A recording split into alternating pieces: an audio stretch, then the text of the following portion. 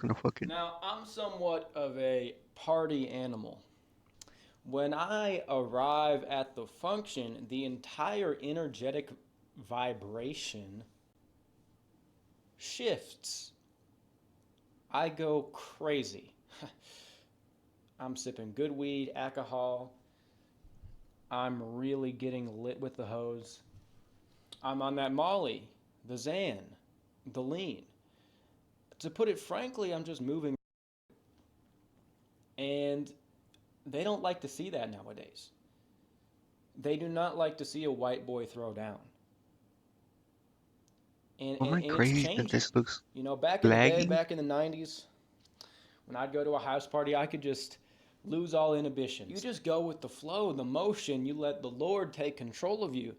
You lose yourself. But now, all these kids, they have these smartphones, this generation. And anytime you try to really get crunk, there's some weenie in the corner taking some video of you, showing it to the whole world. Oh, why is he running around punching all the hoes? Bro, sorry for party rocking. Can't even get lit no mo. You know, this generation really is just a bunch of beta males. No, but Zoomers, they they barely even party. They do, you know, if you go to a college town, if you go to some cities, there's some stuff going on, but for Gen X, for boomers, for millennials even, it was like a very common occurrence, these high school house parties. The way I've heard about it is that there was never a shortage of them. The problem was like choosing which ones to go to. I've been to a few parties in my life, and okay, well here let me pull up the post I'm talking about. This is from the Gen X subreddit. Were parties like this ever actually a thing? This is coming from a Zoomer asking Gen X questions. I love 90s and 2000s movies so much, and all of the teen movies have one of these party scenes. They look so fun. I'm Gen Z and have never been to anything like this. So is this a thing that just doesn't happen anymore, or is it Hollywood trying to make me hate my life more? This got a lot of attention on this subreddit. There's also an X post about it that was sent to me. This is the saddest thing I've ever read. Now, I've been to a few parties, which turns out might be like more than a lot of Zoomers, which is sad. But the experiences I've been to were like, they weren't like this. You know, like a 90s, 80s house party that would be depicted in a movie. And I kind of share this similar question. You know, I didn't know if things Bro, I don't know like how fucking accurate this is, but I remember it was pretty common, man. Like it wasn't like fucking Project X level shit, but it was pretty common and it was usually like you would see in the movies. things like this were sort of Hollywood embellishments or a little bit fake. Like house parties happened, but you know the whole thing where the cops come and they're, you know, this like traditional American high school experience. Because if I watch something like Euphoria now, which is supposed to be a depiction of high school today, it's nothing like actual high school, right? And I'm sure there's some of that, but from the way these Gen X people are responding, yes, definitely was a thing. Absolutely. Every weekend growing up, there was a massive party at someone's house. You never went to a house party? There was one basically every weekend in my town. Someone's parents were always going away. My brother is a cop that patrols the Yeah, same bro, it area. was He like used to every party back in weekend. high school. He knows all the spots for outdoor keg parties and what It was suburban ranch basically like subdivisions are a perfect for large fucking gatherings. rule He that said it's been at whenever you're least a partying, dozen man, you years don't since he's answer the broken fucking up a door when raging someone 80s knocks. style keg party full of kids. Kids just don't party anymore. So I think the only place now that you could reliably find a party is a college campus, a place like a fraternity. But even then, these are probably different than they were back in the day, and also they lack a fraternity college party now. It lacks the appeal that like a classic high school house party does. And this is not just anecdotal stuff that people What the are fuck do pointing people out on do social media. nowadays then, man? This is real. There's Obviously, I'm real not trying to data to fucking say kids support should this. And someone sent me fucking be this going out, teens article, should be going out Death and of drinking and Partying in the partying and shit, USA, drugs and all that, but it which was like compiles a a lot of the social evidence. experience, Between man. 2003 and 2024, the amount of time that Americans spent attending or hosting a social event declined by 50%. For young people, the decline was even worse. Last year, Americans aged 15 to 24 spent 70% less time attending or hosting parties than they did in 2003. Face-to-face socializing has plummeted in the last 2 decades by about 20% for unmarried men and people younger than 25. The decline exceeds 35%, which might explain why these groups seem to have fewer friends than ever. And it's also true that Gen Z is doing things associated with partying, like drinking, way less.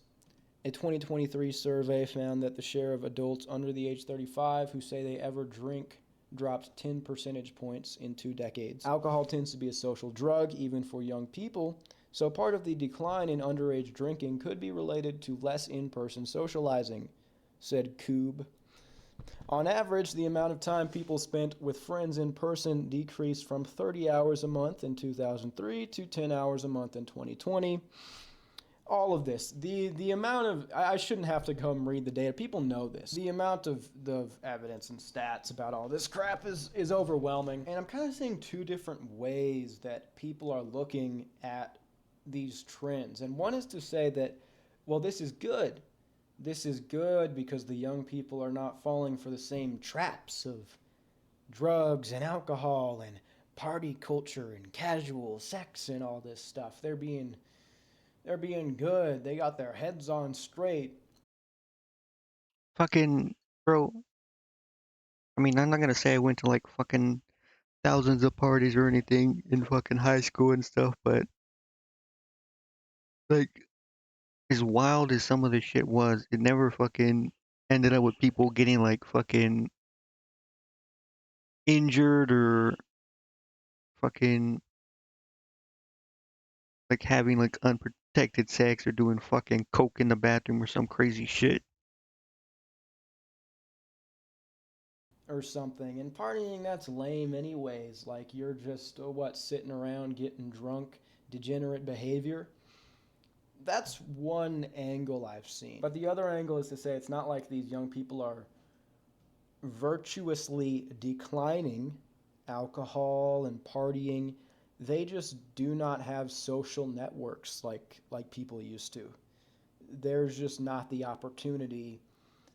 They just don't be doing shit. And my position is that while sure you can say it's good that young people aren't doing these things, the reason why is very grim. Back to this X post.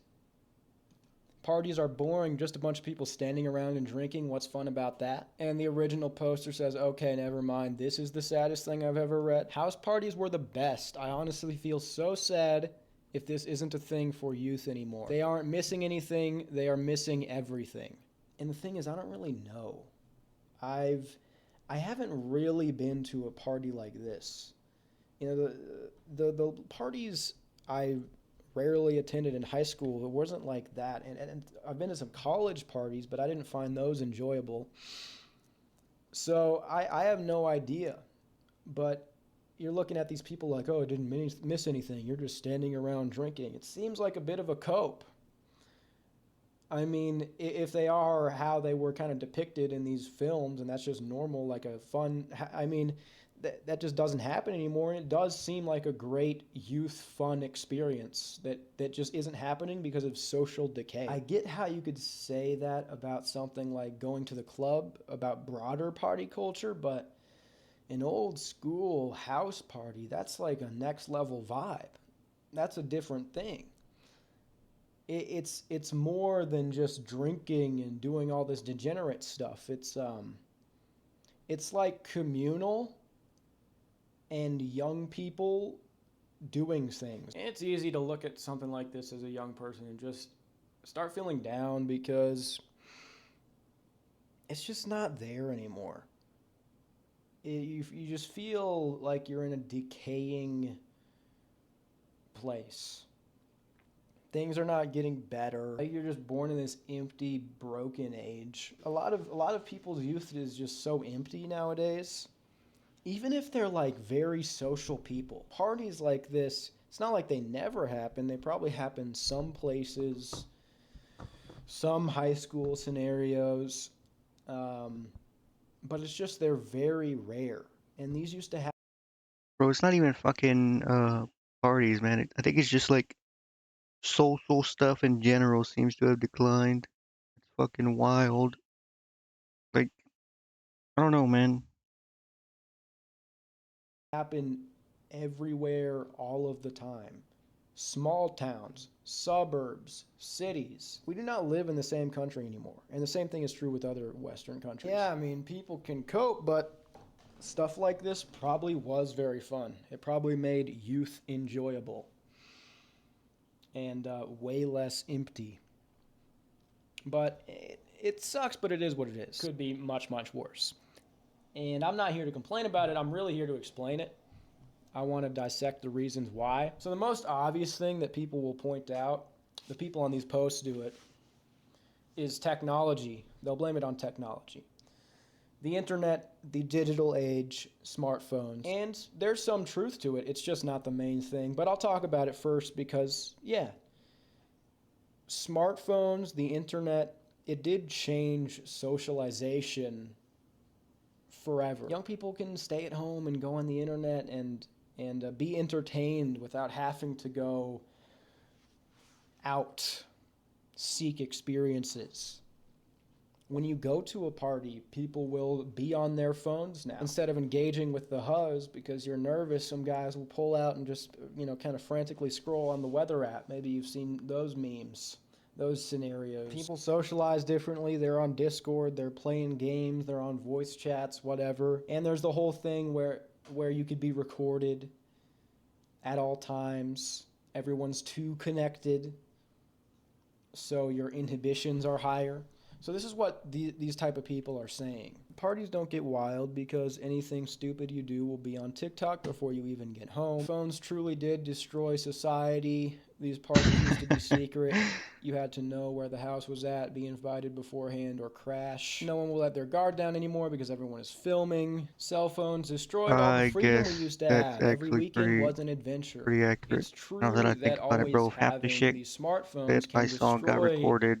the momentariness, the connection of social events And now, it's not even fucking shit that especially was for like young people. crazy or But it's wild, not just really that young people would be people are less embarrassed social about or it. more inhibited at these parties. It's that they aren't happening to begin with. Parties are not being thrown. So that's a very incomplete answer for why. And the whole thing about young people staying inside more because of the internet and socializing over the internet, this is true, this is happening. Young people are socializing on the internet in lieu of socializing in real life. But this being a reason for people not having parties anymore is a mix of cause and effect. So let me give you my theory. There's a famous study that you've probably heard of called Rat Park, and it's used to give a different angle on the psychology of addiction. When rats are placed in a cage by themselves with no other community of rats, and they are given 2 water bottles on each side of the cage, one with water and one that is laced with heroin or cocaine, the rat that is alone will continuously drink from the laced water bottle until it overdoses and dies. So this keeps on happening, right? You put the rat in the cage alone with the 2 bottles, it always goes over, it slurps from the crack bottle until it dies. So then to further test the hypothesis, what the researchers did is they put the rats in rat parks, which means they kept the same access to the bottles. The heroin water and the normal water were always accessible. But they added things for the rats to do, and they added multiple rats, a community, in the same cage. What they found was, even though the heroin water was constantly accessible, they could go get it at any time, and it would make them feel great. I mean, it has a very powerful reward system Fucking effect. drugging It's rats? heroin. But the rats didn't even drink it. They'd take a little sip to know what it was. They wouldn't go back to it because they had everything they needed. They had activities, they had the friends in the cage. So now you might know where I'm going with this. The addictive life-sucking stimulus is there. It could always be there. But if people were fulfilled, they would never turn to it. Similarly with the internet, in every house, there is a portal to everything, to anything you could look up, the information highway. You have it in your pocket. It's always there. But to the extent that it replaces normal socialization, it's because people were lacking that socialization to begin with. I've observed this many times in my life and other people's lives. When their social life gets better, when they start having a lot of things to do, they take a big step back from the internet. They still use it like it's everywhere, but they don't use it nearly as much, and to the extent that they do use it, they use it as an accessory to socialization rather than a replacement of socialization, which is a key difference. So Zoomers use the internet all the time. Well, I mean, that's fucking. Because, like, most forms of shit is escapism, man. If they have shit to do, they don't need anything to escape from. So, I mean, obviously, yeah, it makes sense, but time for their community, for artificial community, because they never had community, not because they're rejecting a community for the artificial community. So this is why, in my assumption, using the internet as this boogeyman to explain away all of Gen Z's social problems, it doesn't make a lot of sense. These problems have existed before. It was documented by Robert Putnam and people like him. Sociologists were talking about this since the 90s, since before the destruction of community in America. The internet is less a catalyst than it is an accelerant. Once they start using it, they can alienate themselves more, and the real world can become more distant from them. So when we're talking about this problem of Gen Z not having parties, when people just say, oh, it's the phones, it's all of this, that's wrong. It's a lack of community. So what then is the main reason why a lot of Gen Z didn't even know that a house party was a real thing? This is why these channels exist, you know? People won't just talk about this in everyday life. So the one thing that is at the bottom of all of this, behind the internet, before the internet, in all of the research that I have done for all the videos I've made, is demographics. Now, when people talk, and I'm mostly talking about like birth rates, population pyramid, and when people talk about this, it's corny now because guys like Elon Musk rant about it and they're running around impregnating a bunch of bitches and then not talking to them or whatever. I don't know what's going on there. And they talk about it in a way it's like it continues civilization or whatever. Demographics is very underrated of a topic when we're talking about the whole loneliness epidemic or like why Gen Z is not partying or any of this. None of these people on the internet are mentioning it when it is the primary factor. People have no idea the impact it has on socialization when you grow up in a geriatric society. It's not something as obvious as the internet that you could just blame easily, but when you see it, when you think about it for a little bit, you can't unsee it. So there are two aspects to this. There are less young people, period, and their family situations are different. Parents are having fewer kids and watching them, hovering over them much more. This is the phenomenon of helicopter parents. And of course, sure, the internet does assist parents in helicoptering their children because they can track them all the time using their phones. Like, you can't even sneak out of the house anymore, probably, because they're just tracking your ass. So on the first point, the average age of marriage during the baby boom was 20 years old. People married young. They had lots of kids in their early 20s. This group of people was the largest group of people born in the baby boomer generation. That's when everybody was having kids. So the whole culture, it basically follows them. When you're a baby boomer, everyone's young. Stuff is always happening. It's the spirit of youth. So during that time, yeah, you go around, there's parties everywhere. There's a bunch of young people doing things. There's bands, all these people forming bands, all these people, all these cultural movements, hippies. It was in the 70s when the birth rate dipped below replacement. And it did so frequently until the mid 2000s, where it finally dipped below completely, consistently. Before then, it went above for a little bit, went below. My dad's a boomer. He grew up in a pretty small town in Texas. We went to walk around his old neighborhood. I'm seeing these pictures. I'm hearing these stories about kids playing in the creek, kids running around yards playing football. You know, all the stories he had when he was a kid. There were a few kids next door. They had a pet monkey. He's telling me these colorful stories about his childhood. We Pet walk monkey. around his neighborhood now. It's a sunny day outside. It's bright. It's not school time. There's like one kid in the front yard shooting a basketball all by himself. And it's not that all the other kids in the neighborhood are inside gaming and gooning. It's that there aren't any fucking kids. Lonely ass kids sitting here. And I'm having this like weird experience, genetic memories of seeing a bunch of kids in the 60s playing in the ponds, dozens of kids all over the neighborhood running around. Kids now grow up, and even Zoomers grew up in neighborhoods where they're the only young person there in the neighborhood. I just realized Wasn't there some shit that in came all out my, calling it the like, the whenever I go to loneliest generation or Thanksgiving, something? whenever I have these family gatherings with like the main, you know, you have your main family and then you go see your cousins and stuff.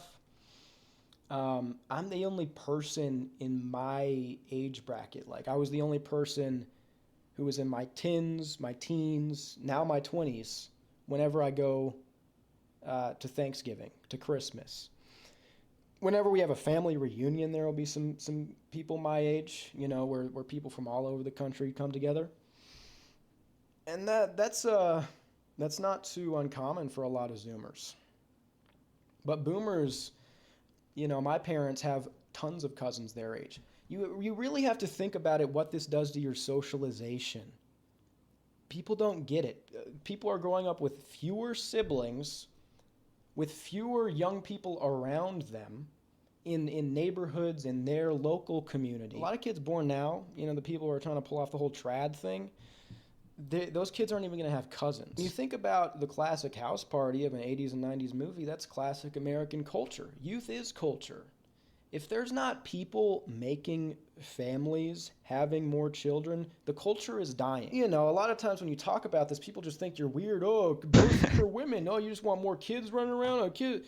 You use your fucking head. People do not become socialized properly when they are an only child. They grow up in a neighborhood with no kids.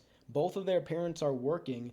You just send them to school, ask them to fend for themselves. You come home and they don't have any community. They have to use the iPad. Think about what happens. Humans are social creatures, but you have to be socialized properly. You can't just throw a kid in the fucking jungle and he comes out and he's suddenly able to riz the hose.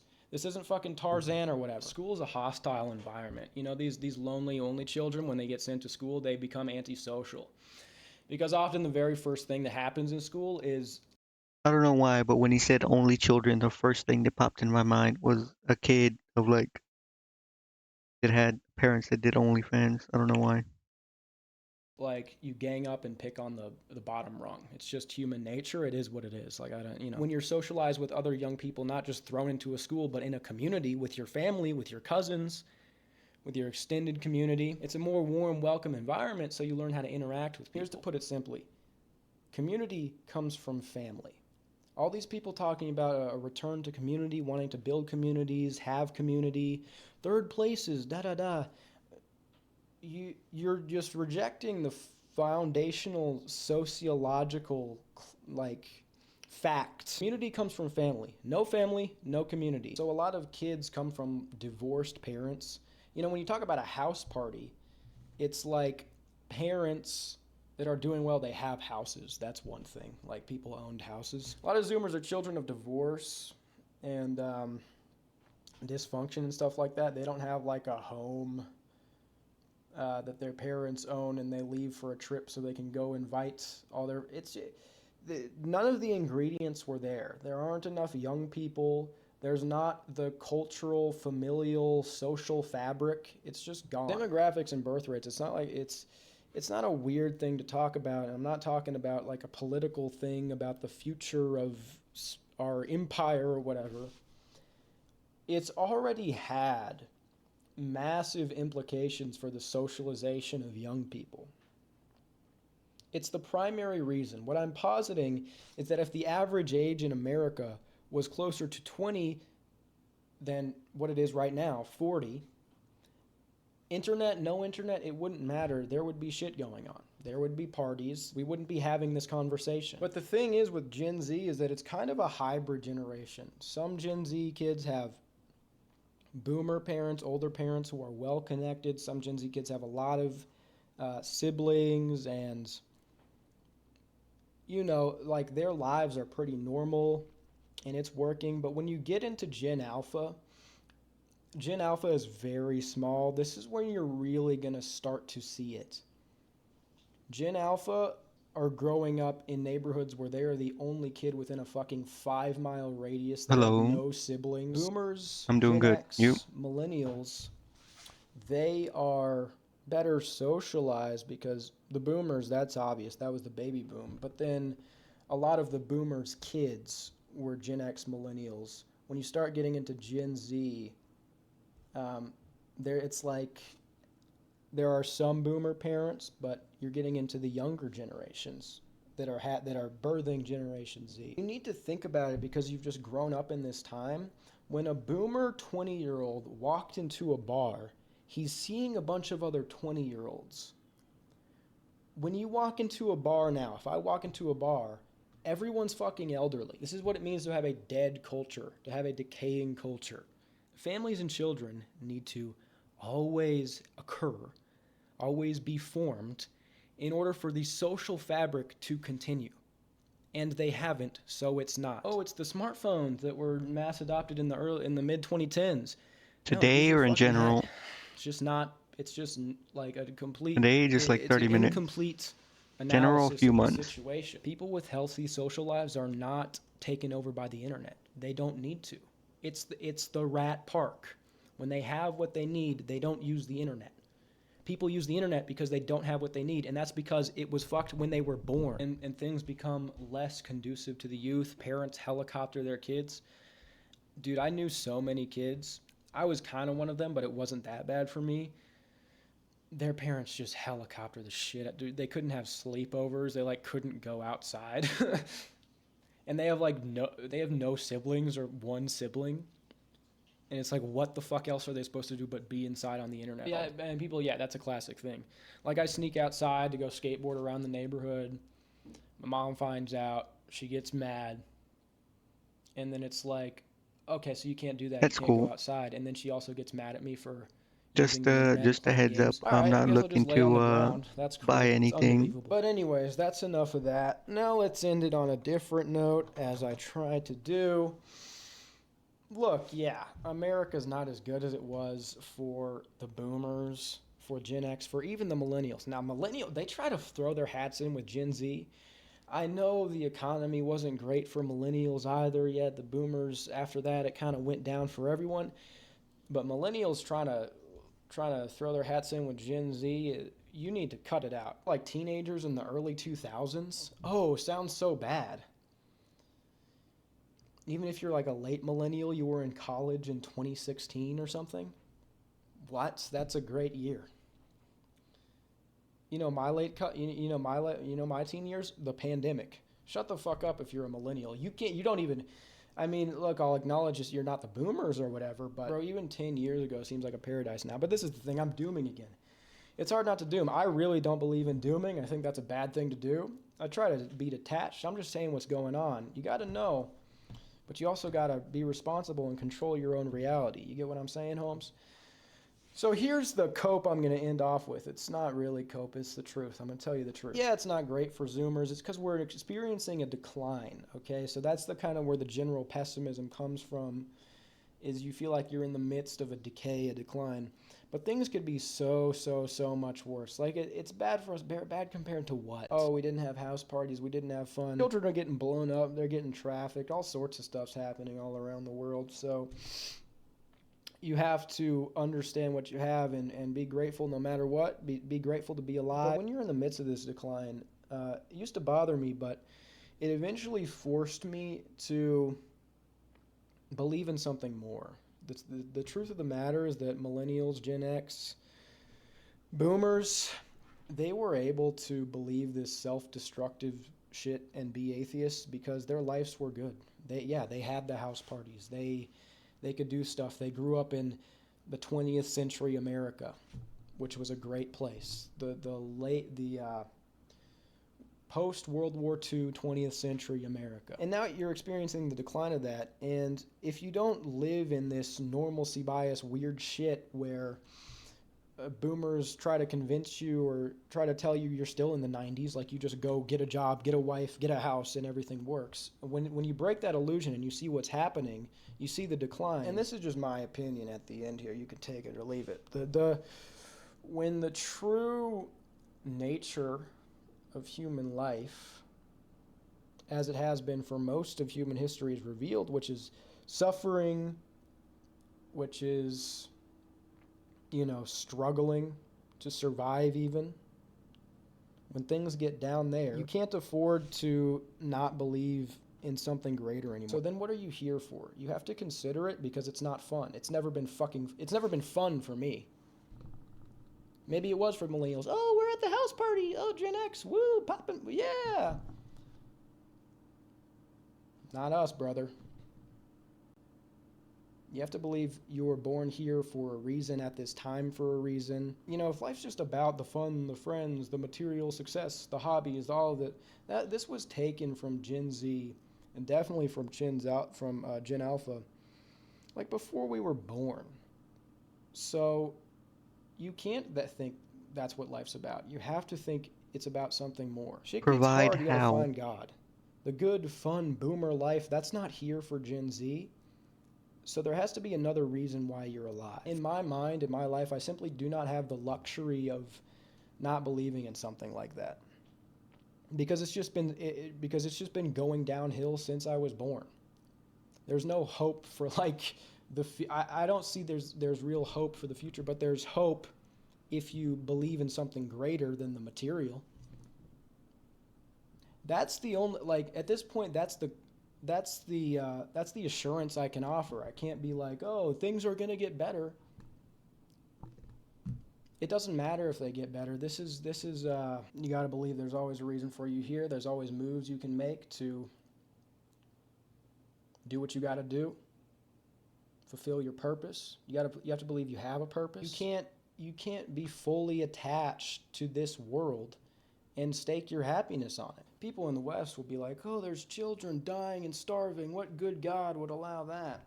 It's like, well, they believe in God because they have to. You can't just be born into that and then think, oh, I'm here to just get fucking blown up and that's my life because I'm just atoms. No, they have to. There's a reason for their suffering. There has to be. Otherwise, who fucking even cares about anything? Why would I even care to do anything if that's not true? If that's not the case. Anyways, I didn't mean to get theological or religious at the end. That's not what this channel is about. But that's the only way I can end this positively. You can't stake it in the material because shit is declining. You can't stake your happiness in it.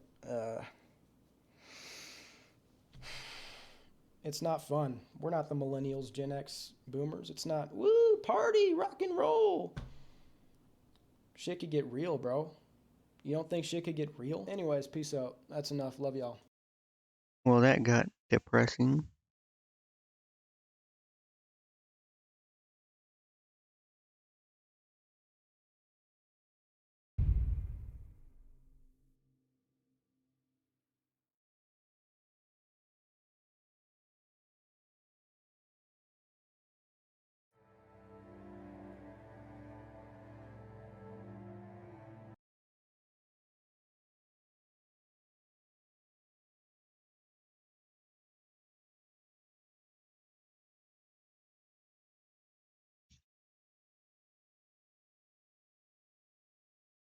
I don't know, whatever, fuck it. Let's just do this. Yes? Who have you managed to convince? Spain tribe will not appear. Ah, that cursed stagfather of theirs. I've heard the rumors about what happened in the Svein village. Even weakened, they would have been an important war that might never happen. Well then, if that's truly their how did you manage to convince the Twaid tribe? You've done the impossible. And here, the part to the king's armor they were tasked with guarding. Wait, so if I don't convince all of them, I don't get all the armor? Could it be that the Volker have uncovered the Unbelievable. Of all the tribes, I thought the take these pieces of the king's armor. Once a gift in return for the... Okay, so I don't get all the armor, that's cool. You have no idea how glad I am that the threat of Tryggve, the members of the Ulfred tribe, are always... Without them, we could... So, allow me to offer you a gift in thanks for aiding their tribe. Go now, my king, and reclaim your crown. What did he give me? I'm missing the helmet. When damage is taken, physical damage, spell power, attack speed, critical chance increased by 5%. Disappears after 5 seconds from the last hit. Increased damage to 4 dweller enemies. Interesting.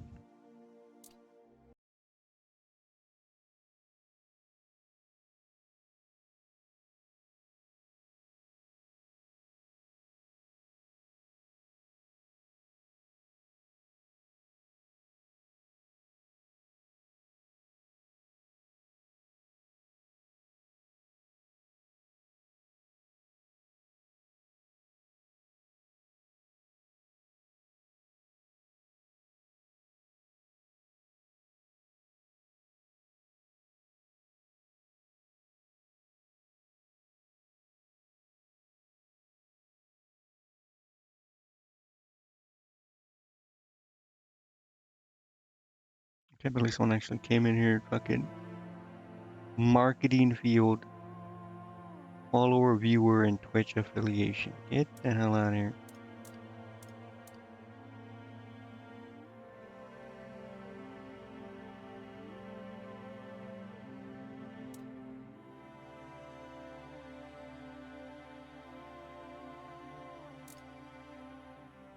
The reason you would want this is for 4 dweller enemies, right? Alright, so now what quest am I on? I'm not gonna do that fucking tree. Fuck the tree.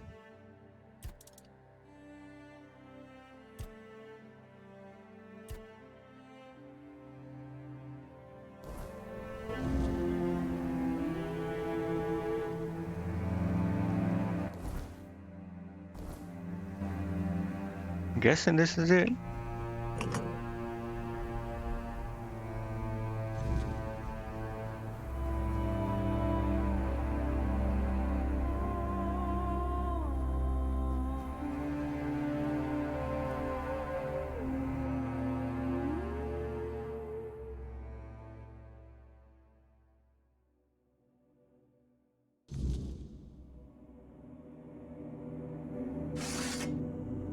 Okay, so these are 4 dweller. That's why it's giving me 4 dweller damage.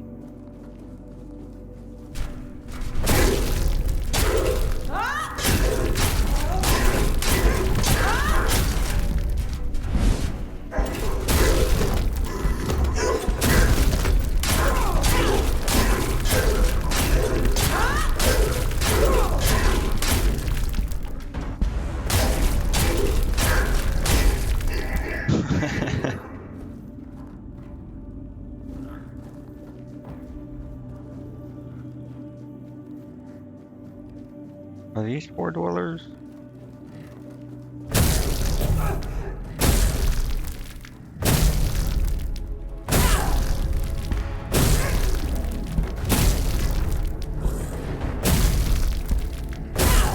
Or are you we just wail on them.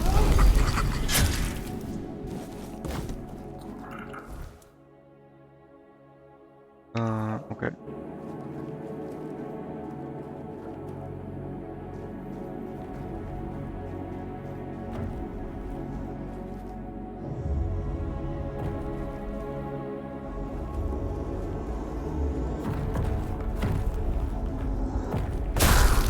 Okay, that's how much I do. Let's try the other armor now.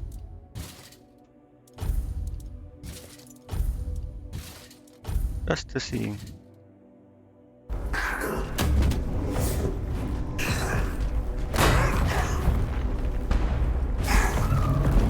Nah, this armor is better.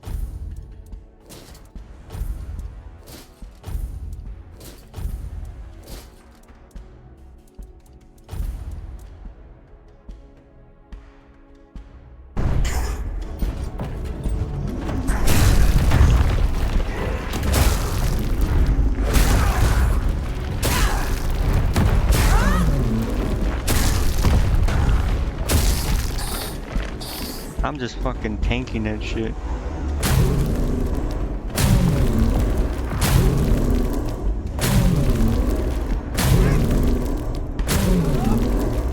Look at this.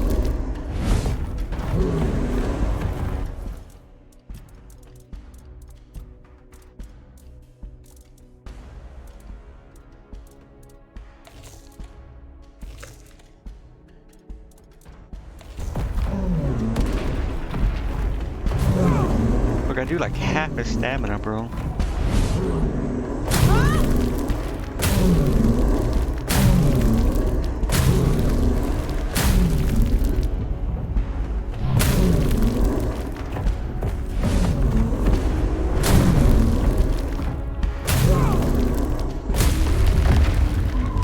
Easy.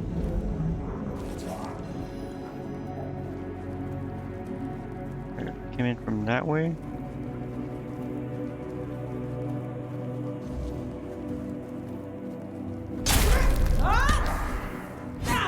Oh fuck. Where'd it go?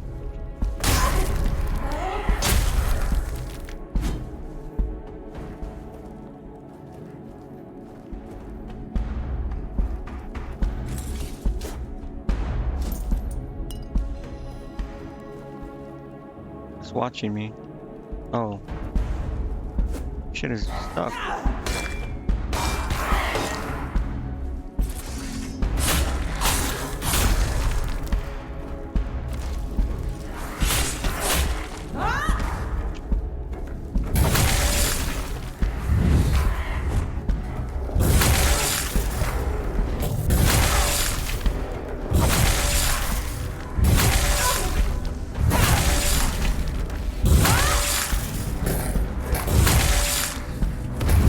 Oh shit, I wasn't paying attention. Had the wrong weapons on also.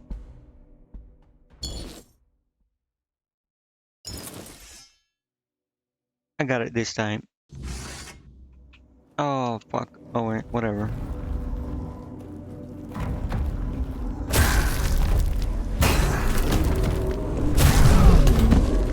Oh, this fucking... That shit is annoying.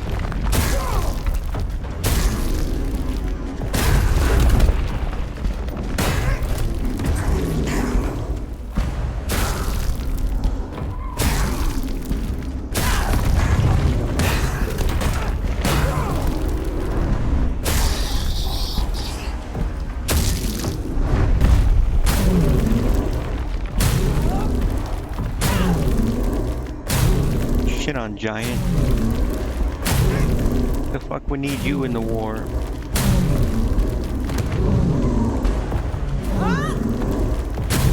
Look at this. Just a bitch.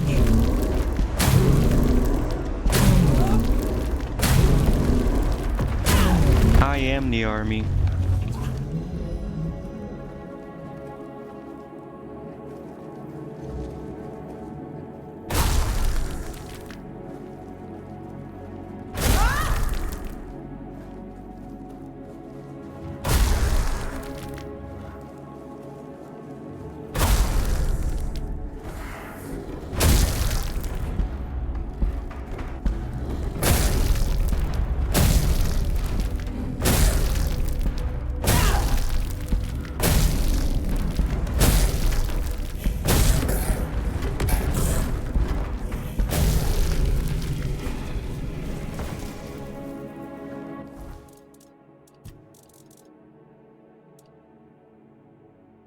Why would it give you half a shield?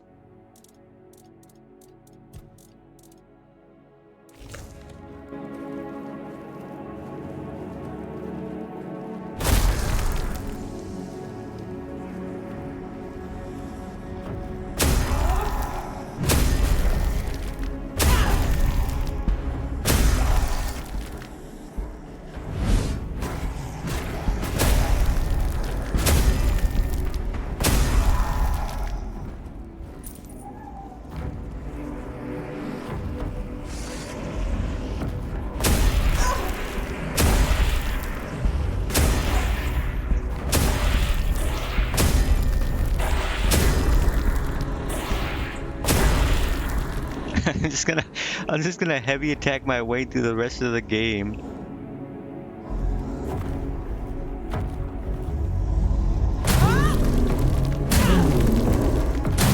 Look at this. Spam heavy attacks.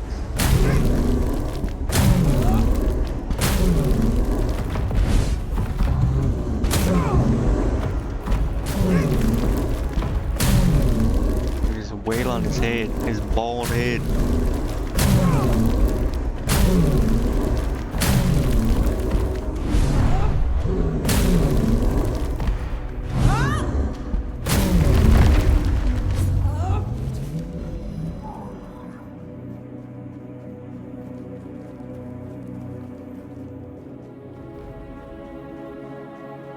Yeah, where do I go there?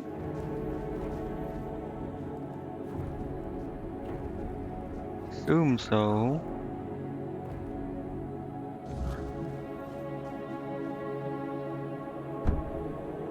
I don't think I was supposed to go there.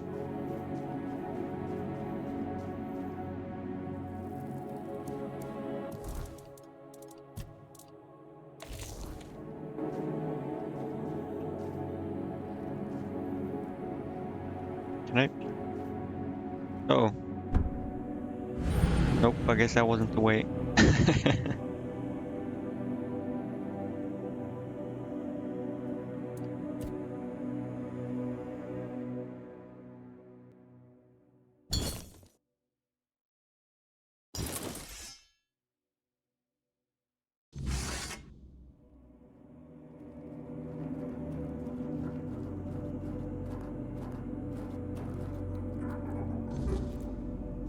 Bro, I was watching No Sleep TV stream the other day. I don't know if anyone watching knows who that is or remembers him. Bro, how do I fucking get down? Oh. Right? Oh, okay. Anyways, yeah, it used to be pretty popular. Not like huge, like XQC or Asmongold or some shit, but pretty big. His streams were pretty entertaining. They like actual entertainment stuff, like putting on a character and doing stuff to make chat laugh and whatever. This was like before fucking reacting and watching videos and all that shit became popular. I'm gonna fucking wail on this guy too. Yeah, there's like no watching videos on YouTube or fucking actual movies or shows or any of that. Just providing actual content, you know, that shit streamers used to do.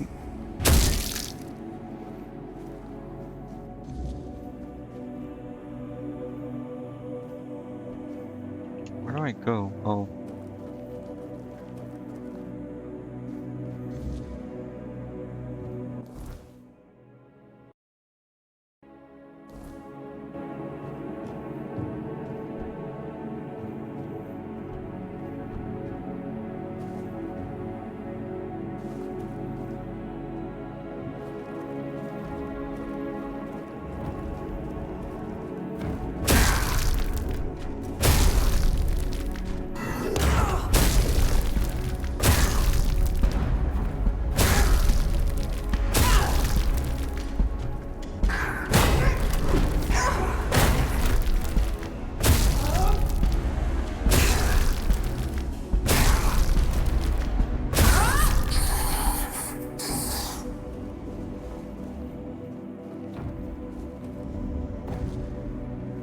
pretty tedious.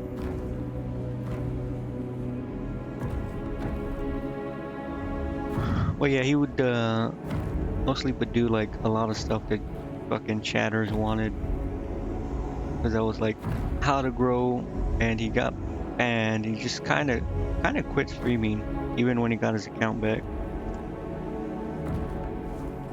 He's been doing like an occasional stream every now and then. Kind of seems like he kind of wants to stream, but not as much as he did. But he wants to do like stuff that he finds interesting or entertaining, and like entertain people through that. But he also kind of wants to cultivate, I guess, a new audience, because his old one just kind of expects all the old shit, which is fair.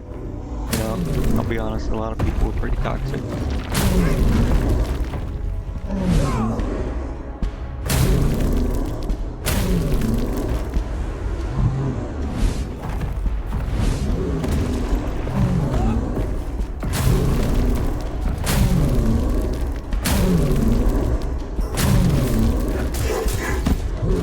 Bro, this fucking night, I knew he was gonna do that shit.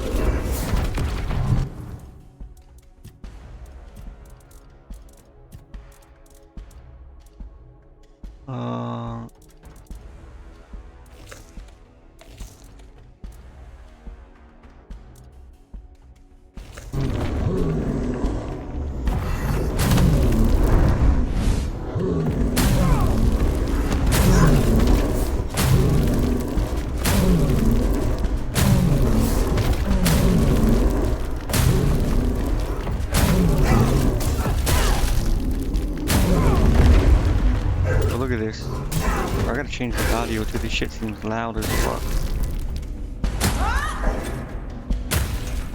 Bro, he's stuck in the body and I can't hit him.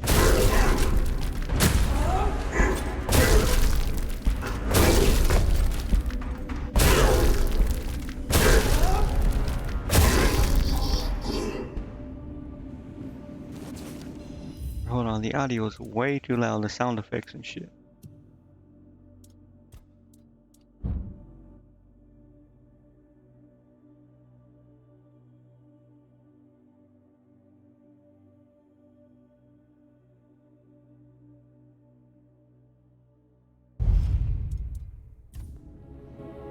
Hopefully that's better. Let me see.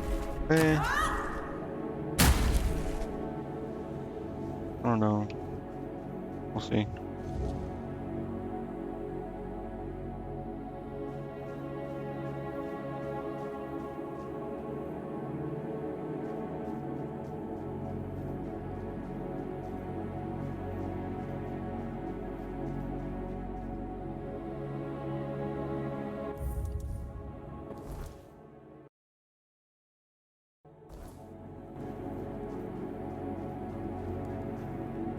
Bro, at this point, I don't know why they add a bunch of paths, bro. People are fucking probably tired of playing the game, to be honest. They just want to get through it.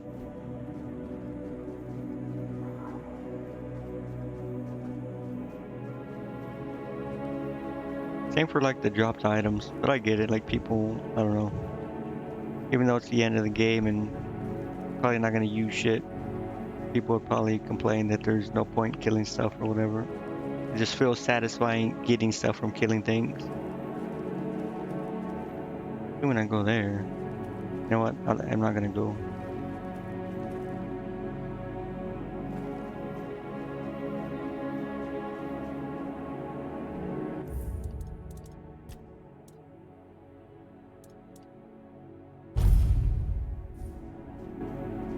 Let's see, comes a big monologue.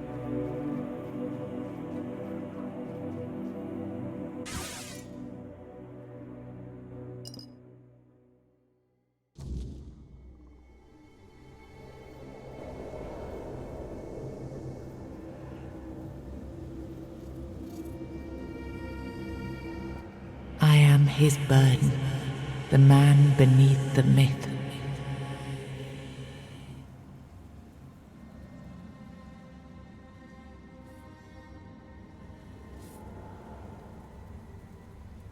I am the face that time forgot, the name that was never enough.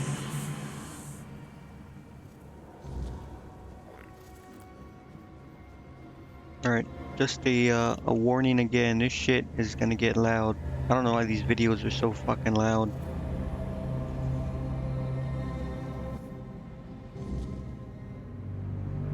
First, you used these people to win yourself a kingdom, and now you herded them here under threat of being stomped to death by giants if they leave or disobey. After all that they've gone through, all that they've done, all that they've suffered, this is how you intend to repay them? No kingdom will stand with people like them within its borders. They would have to change their ways. The Del Rita are not ready for this. You know this. You did worse than all of them combined, and you are the one responsible for all they've done so far. They fought for your name and under your banners. Does this mean you're not fit to be a king? Not ready to have a kingdom?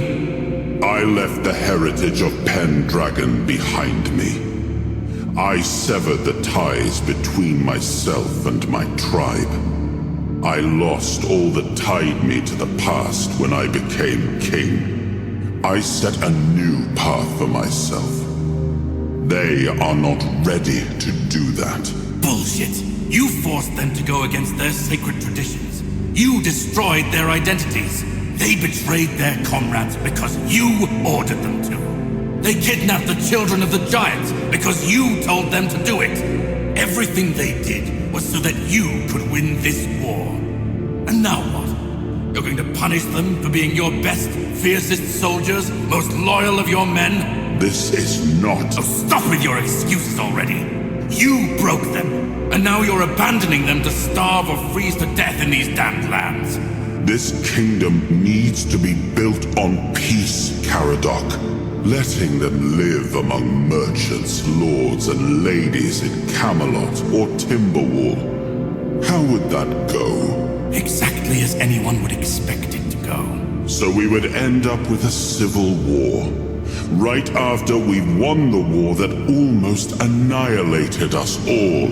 Oh, damn you. I've had enough.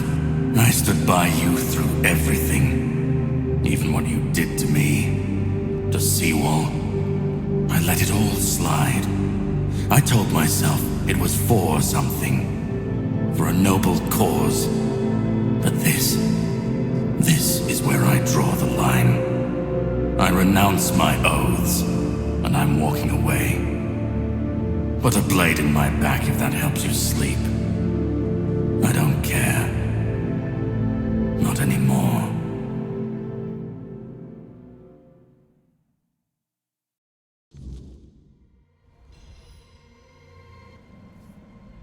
I don't know, I'll be honest, the story's not bad, but it's just generic. King had to do what he did for his fucking kingdom, atrocities and all that.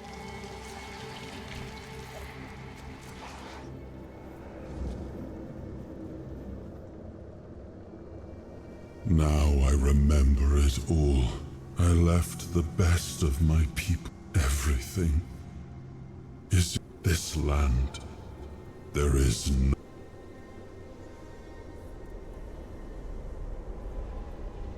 I know. I see I may have been right about the diagnosis. The tribes helped us win the war. But I left them broken. I had to do something.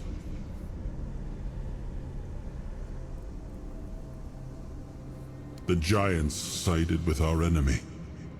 We had to... So, under cover of night, the tribes stole their children. I told the giant one of the most humiliating moments. Caradoc had the clearest eyes of any of us, and I think I destroyed that. Destroyed him with all I did. I turned him into this. And now he's only a shadow of the man I once knew. He used to carry hope. Now,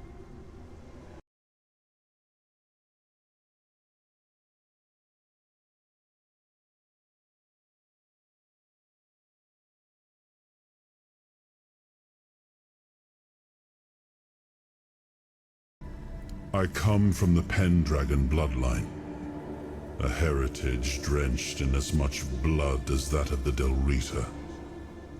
A heritage that pillaged and fought in the homelands for longer than anyone can remember, and unable to build anything that withstood the test of time. I decided to leave it behind me when we won the war against the Four-Dwellers, and built our kingdom on Avalon on stronger foundations.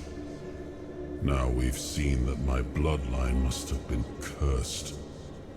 There's nothing left. Nothing worth saving. Nothing worth rebuilding. I gave everything I had to this land. My blood, my soul, my name. And the land devoured it all. I betrayed the ones who believed in me. I cut down the men who fought for me. I turned away from my own blood to build something better. And all I built was another ruin. I thought I was forging a future. I was just extending the fall.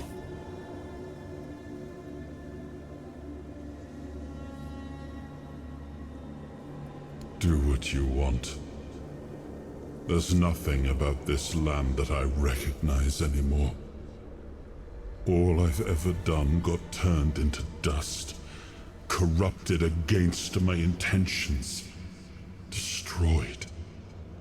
Why bother?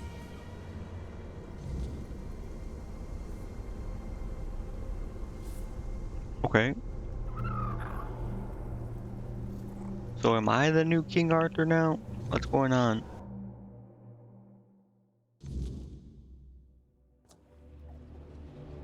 Once and future king, you return. Speak your will through the mortal you now inhabit. Is it time?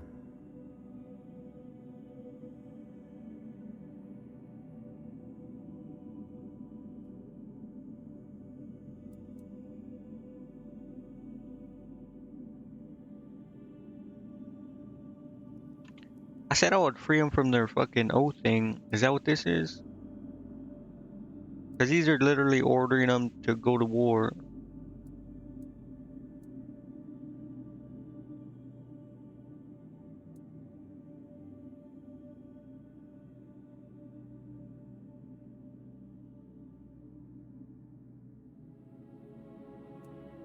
I don't, I don't. We have waited for this moment for ages. We shall return to the home of our ancestors. We are grateful for this decision.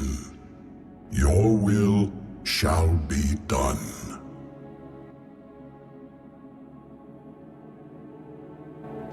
So they're dead now? Alright. Oh damn, look at all these giants.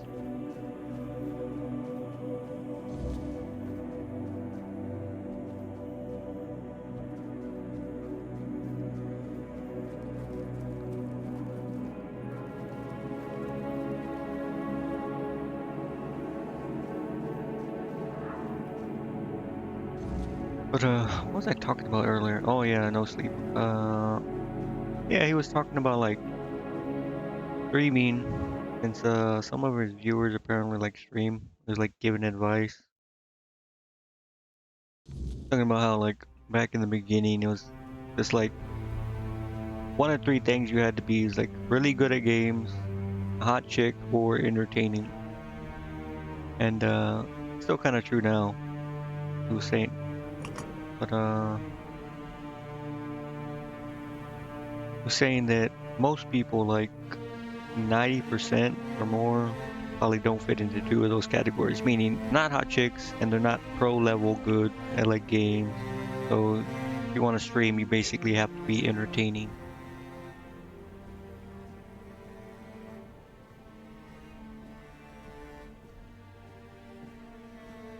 We are ready to begin the moot. We were only waiting for your return, once and you were strong enough to walk the king's thread. What is your will, my king? I understand. We had the chance to end the war once. I only hope that the threat of the weirdness is real enough and not once again. Thank you, the voice of the Dailies.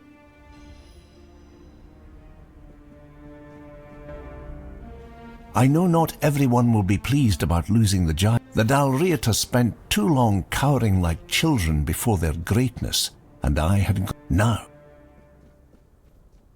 So the giants have returned to their sleep. They have. It is a wise decision. And we, the Dalriata. We could have defeated Camelot once and for all. I should have known this was the decision the king would make. We should at least be thankful he did not side with Camelot. Ungrateful. Wait, so is this it? Just go talk to that dude, charge conclave.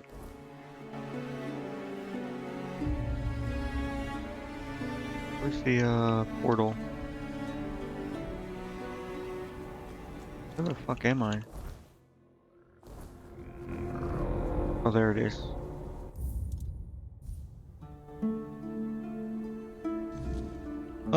But yeah, what was I saying? Yeah, kinda agree with no sleep. I mean, I need to look, but I think it would be very hard to find a stream that's just like chill, where the person isn't like good at games or attractive.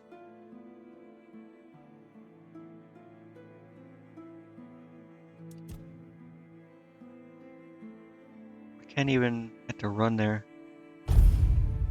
But yeah, I mean, there are some obviously. Like one example I could think of would be like Morse Critical.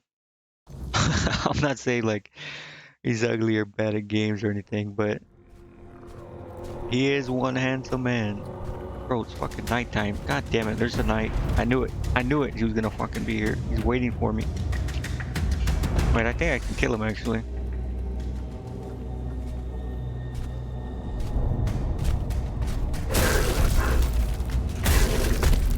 Wait, this is taking way too long though.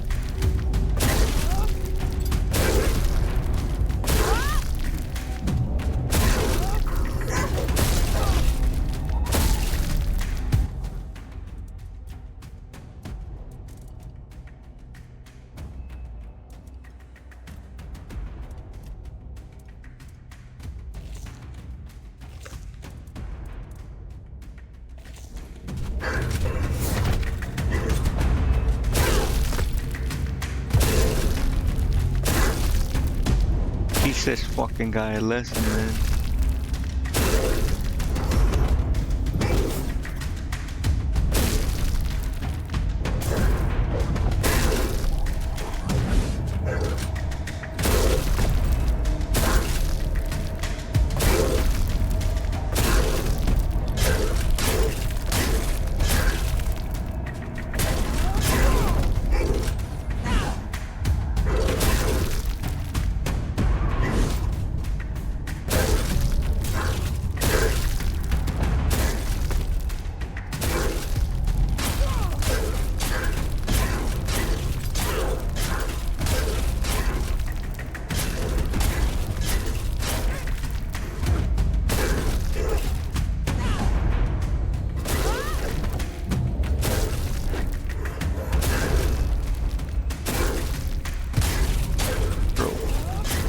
Look at this, here's like 300 stacks almost.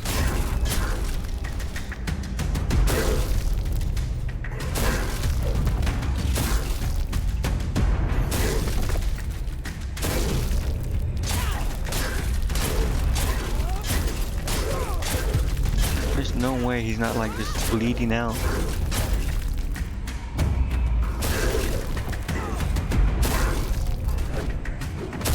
Jesus.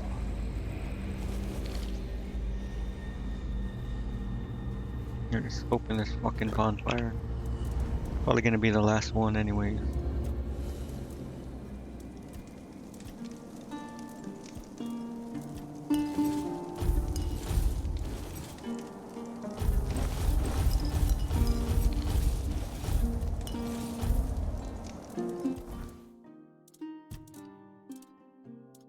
What is this? King Soul fully restores health and mana. Using King Souls, your physical damage spell power 50. Do not cost mana or stamina, and do not use up normal quality ammunition. Killing enemies restores a portion of King Souls. I think this is the better one.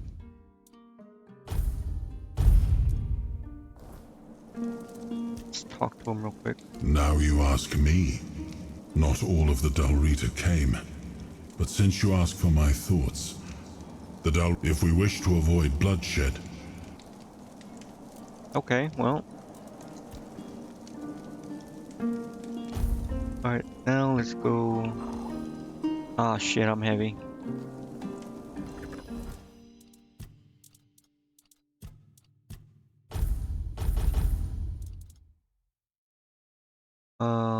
Drop that. Let's go sell stuff, actually.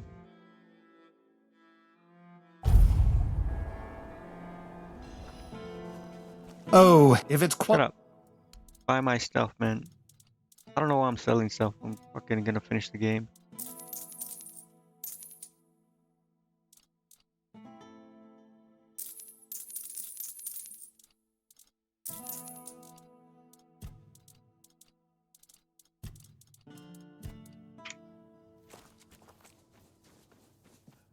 Put away this armor.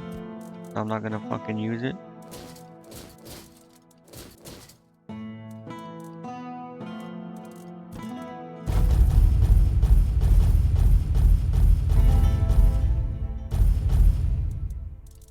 I think that's it.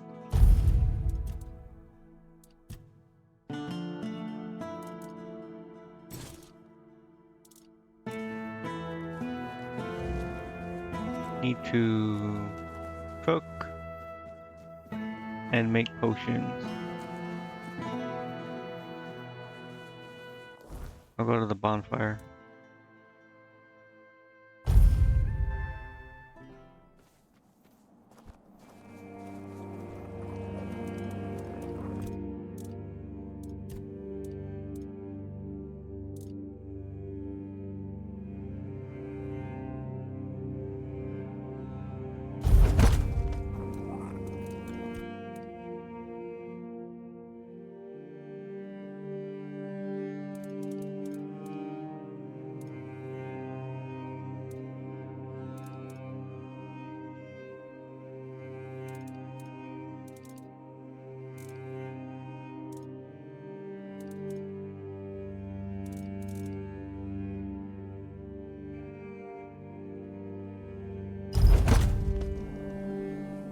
I don't think I need anything else. So now, let's go.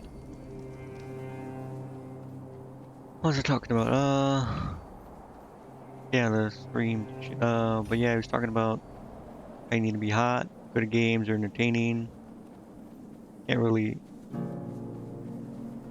like succeed as a streamer. Just like chill. You can mention like voice critical, but like lately streams have been pretty chill. It's just like him playing Resident Evil, talking to chat every once in a while, and mostly just like commentating and playing. Thing is though, like he makes a ton of other content, like, and he builds and maintains his fan base that way. Like that's where his entertaining aspect comes in. How do I fucking get down there? I don't remember how.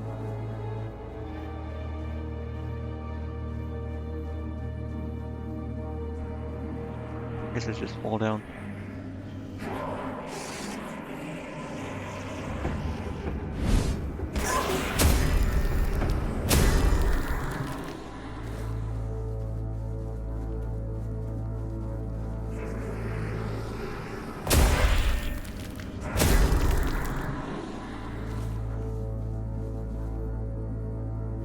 Let's see what's going on in here. Isn't it gonna like...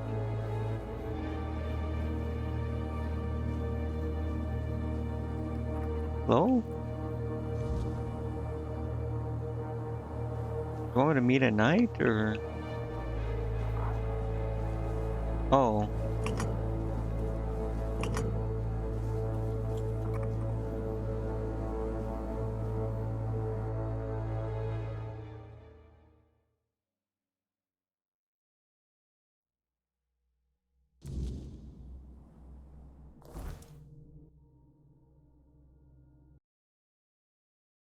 But yeah, so even like someone like Moist Critical, who's like a very chill person and his streams are very chill, like he still provides entertainment and grows his fan base and stuff that way.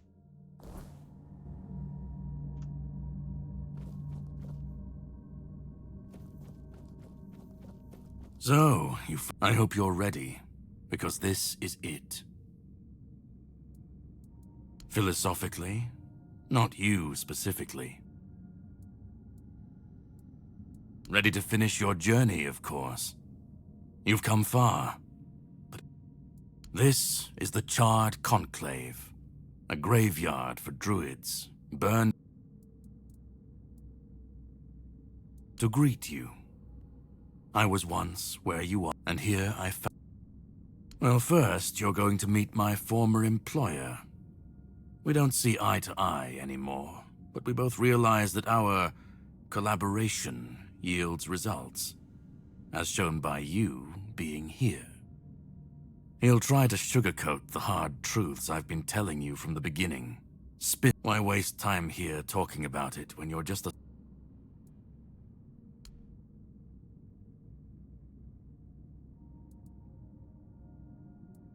Well, death doesn't always mean an ending. It was a sacrifice so costly, and so you're the closest you'll ever... Well, the Red Church and their politicians made sure of that. The druids became... It's always so... Once you step through... But if you've come this far, go on.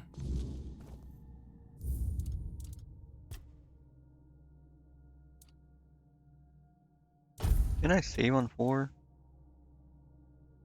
Could have sworn I did.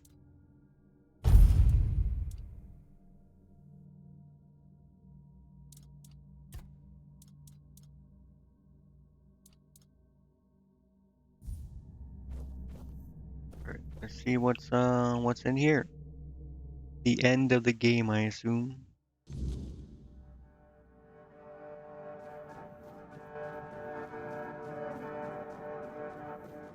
At last we meet.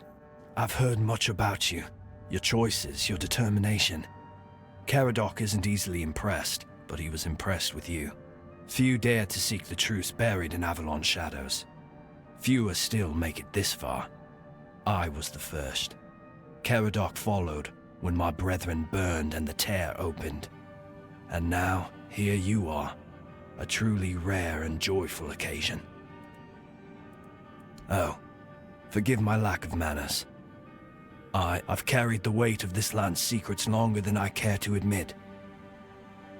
What lingers here, it's older than Avalon. Older than anything, its purest form. Raw potential. Unshaped. Oh, precisely the opposite of what Caradoc wants. Ridiculous, I know. But yes, that's what it boils down. Ultimately, though. Yes. By the end of his life, Arthur became obsessed with his legacy.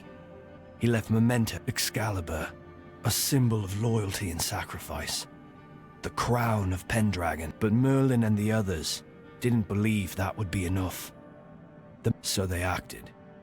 When the king died, his soul wasn't allowed. A clever solution. They feared losing what Arthur represented more than losing Arthur himself. You can't pick and choose with a soul, but that's exactly what Merlin did. He left out 2 pieces. One, tainted by the Four Dwellers' magic, was deemed too dangerous. The other was his humanity. Merlin thought compassion and doubt were weaknesses, unfit for a king. Without them, art that way Avalon's greatest failure. I tried, and I found his humanity.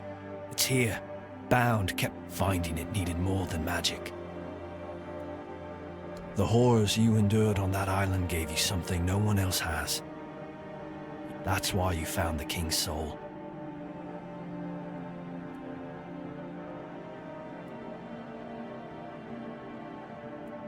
No. The Asylum treated you as a subject. I see you as a savior. I can see you still. I want to bring back our king. Whole and... It won't. This time, Arthur will be whole. A king must be more... Because I've seen what happens without him. Weirdness preys on the... Ever they're left without him, without guidance. Chaos takes hold. If things continue this way, Avalon... They will follow him. That's what people do. Help me bring the king back. Now you need to... I made my case. This is the... Yeah, okay, wait, what?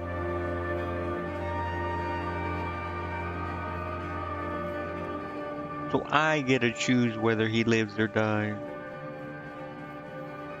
I thought that guy said he was gonna kill me, Gerbert.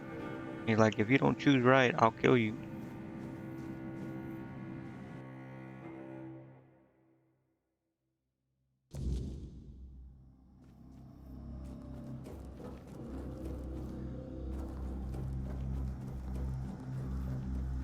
I was there when it all began. We believed in him, in his dream. Every battle felt like a step closer to peace. But then came the cost. The war crimes. We turned from knights into... At first I told myself it was necessary. That it was the price. That's... Arthur wasn't a god, a savior, and no man should have...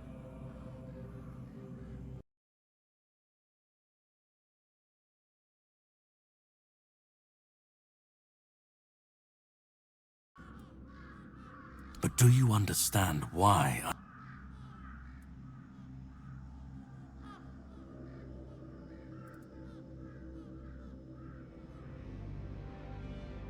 I'd like to believe that after 6... You need to understand that people thought and still think, but he wasn't. He made mistakes, just like... I've seen what happens when people cling to kings and myths. They wait, but that's not my problem. I'm not here to fix Avalon. What comes after doesn't matter. Let it all burn.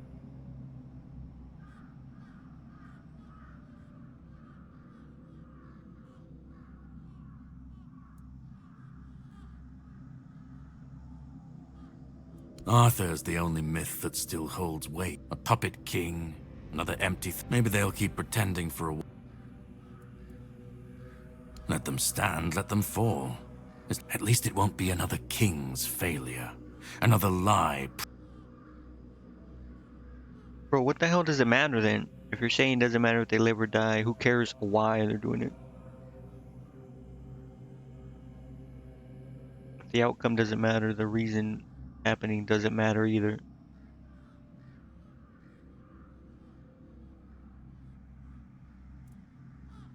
Call it chaos, call it freedom, I don't care. I just want to watch it all come down. To see the last lie collapse under its then why own would I weight. ever listen to What this comes guy then? after? Then let it. If this world can't stand... I've lived longer than any man should. Seen more than anyone.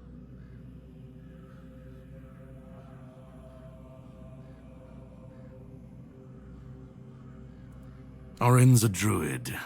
That's what they do. They believe... I don't believe it's my decision to make. Not Orin. I've watched this cycle turn too many times. I have no stake in what comes after. Only in making sure this nightmare finally ends. We were fools to tamper with forces we didn't understand. Resurrecting Arthur, infusing him with powers of the weirdness. Such violations of nature's order cannot go unanswered. The bill comes due, sooner or later. Always. This cannot be allowed to continue. Listen, it's taken longer than I ever imagined, but now, here we are. You've done what no one else could, what even I couldn't do. You've brought Arthur's soul back together, almost complete, but not quite. And because of you, I can finally finish what I started centuries ago. So, thank you for bringing us to this moment. You're close now. Just one more step. The last fragment of Arthur's soul is waiting for you. Complete what you came here for. And then, we'll meet again. As allies, or as enemies. That's up to you. Go. Find the last piece, and let's end this. Whatever comes next, I'll be ready. I hope you will be too. So does he not want to live anymore, or what's going on? Or does he want to live just without fucking Arthur, man?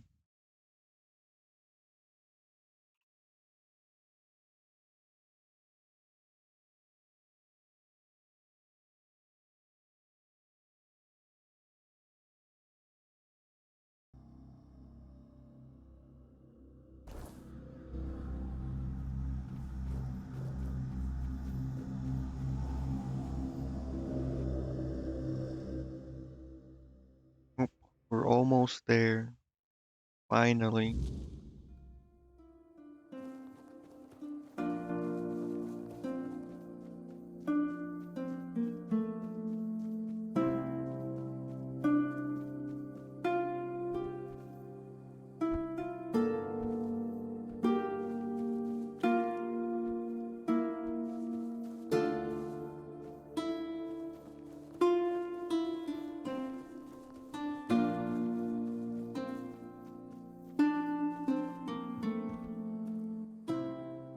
Hob. You've come.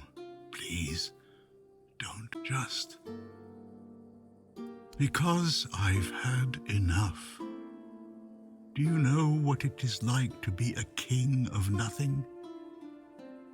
To see the people you swore to protect suffer because of your... I've seen towns burnt to the ground, families destroyed. I've been dragged through every dream. And most of all,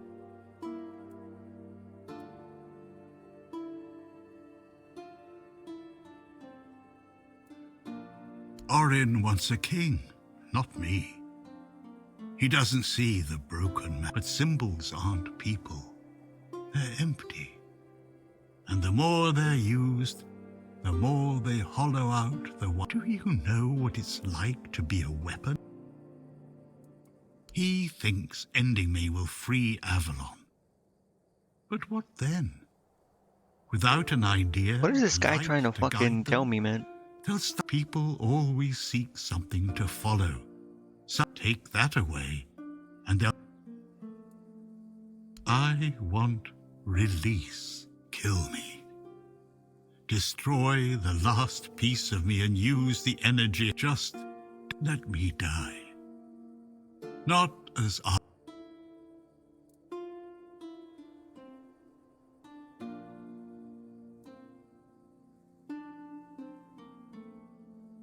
don't care.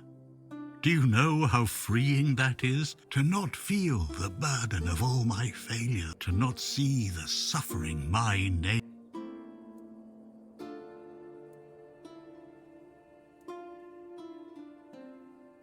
Isn't that what you've been doing all along? Carrie, doesn't that prove? Another way? There's always another way, isn't there? But please, not for me. Not any... Do what you think is right. That's all I can tell you. And that, you hold the choice. I don't care who you side. I don't even want to know. Just let me.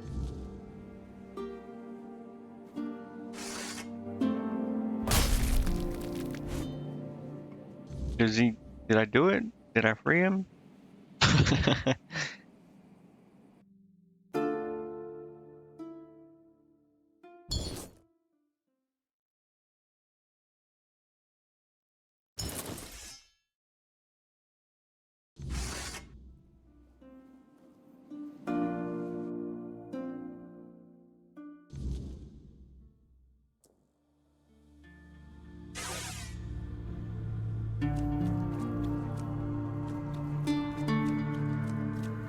Who's gonna lecture me next? Fucking Lord Voldemort looking ass. Go on.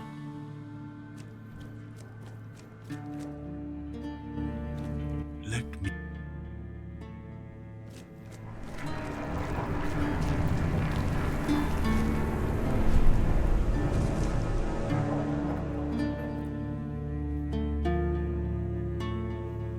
You carried a dying king across the bones of a dying world.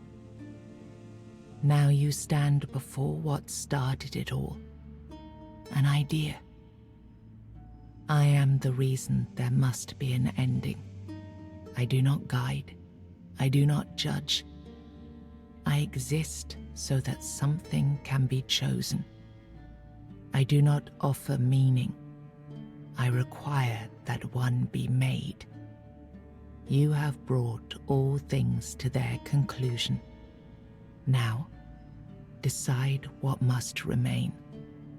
Choose, and let the shape of the world follow.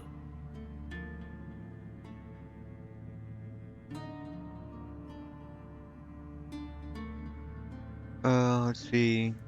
You will vanish into the story you chose to restore. You will break the frame, and what follows will not remember you. You will be seen. You will be followed. You will be blamed. You will shape the world to become its witness.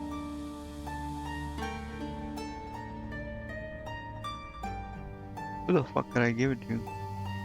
Who do you... Oh. I don't remember that. This is the guy at the Keepers, right? Auntie's the priestess. This is the blacksmith in Kuanok. Lord Evade. But is this the Holy Grail? One Eye Self. The weirdness calms, but not all will follow what becomes of them. He would rule through law, not command. He would listen, if he understands.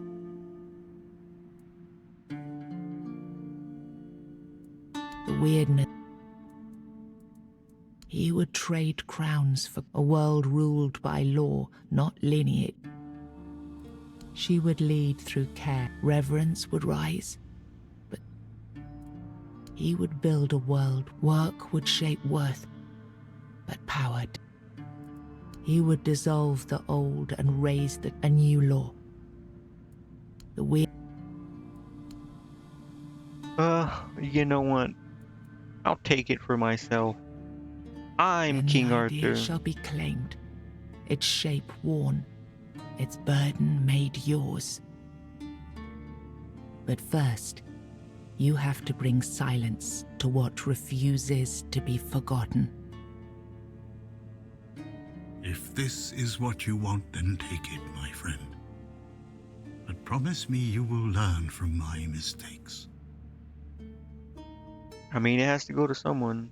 Or unless I fucking go with Caradoc, but... Oh, shit.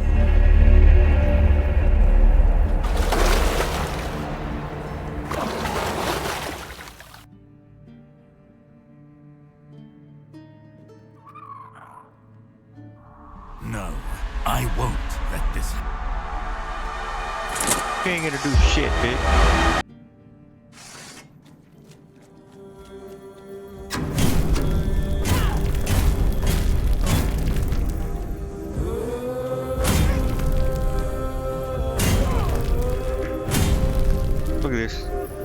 heavy attack him.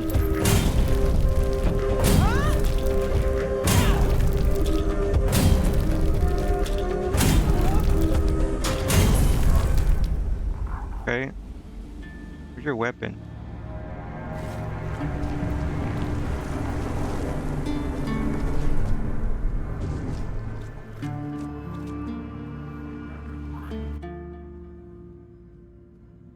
You think any other human could wield this power? Oh my god, brother. I endured 600 years of pain, of suffering, of loneliness.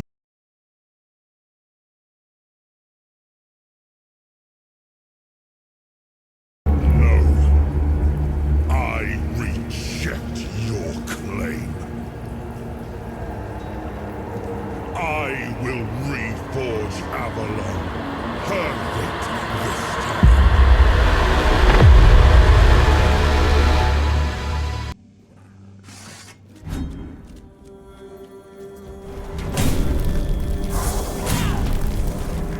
Fucking up King Arthur, man.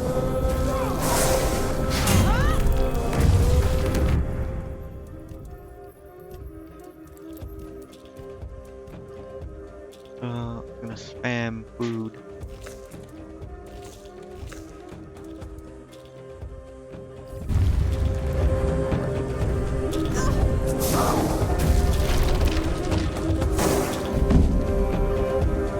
Shield is so fucking...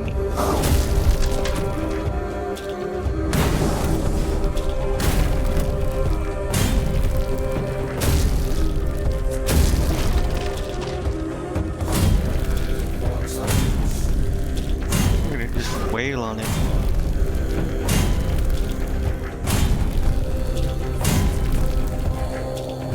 Fucking wailing on King Arthur.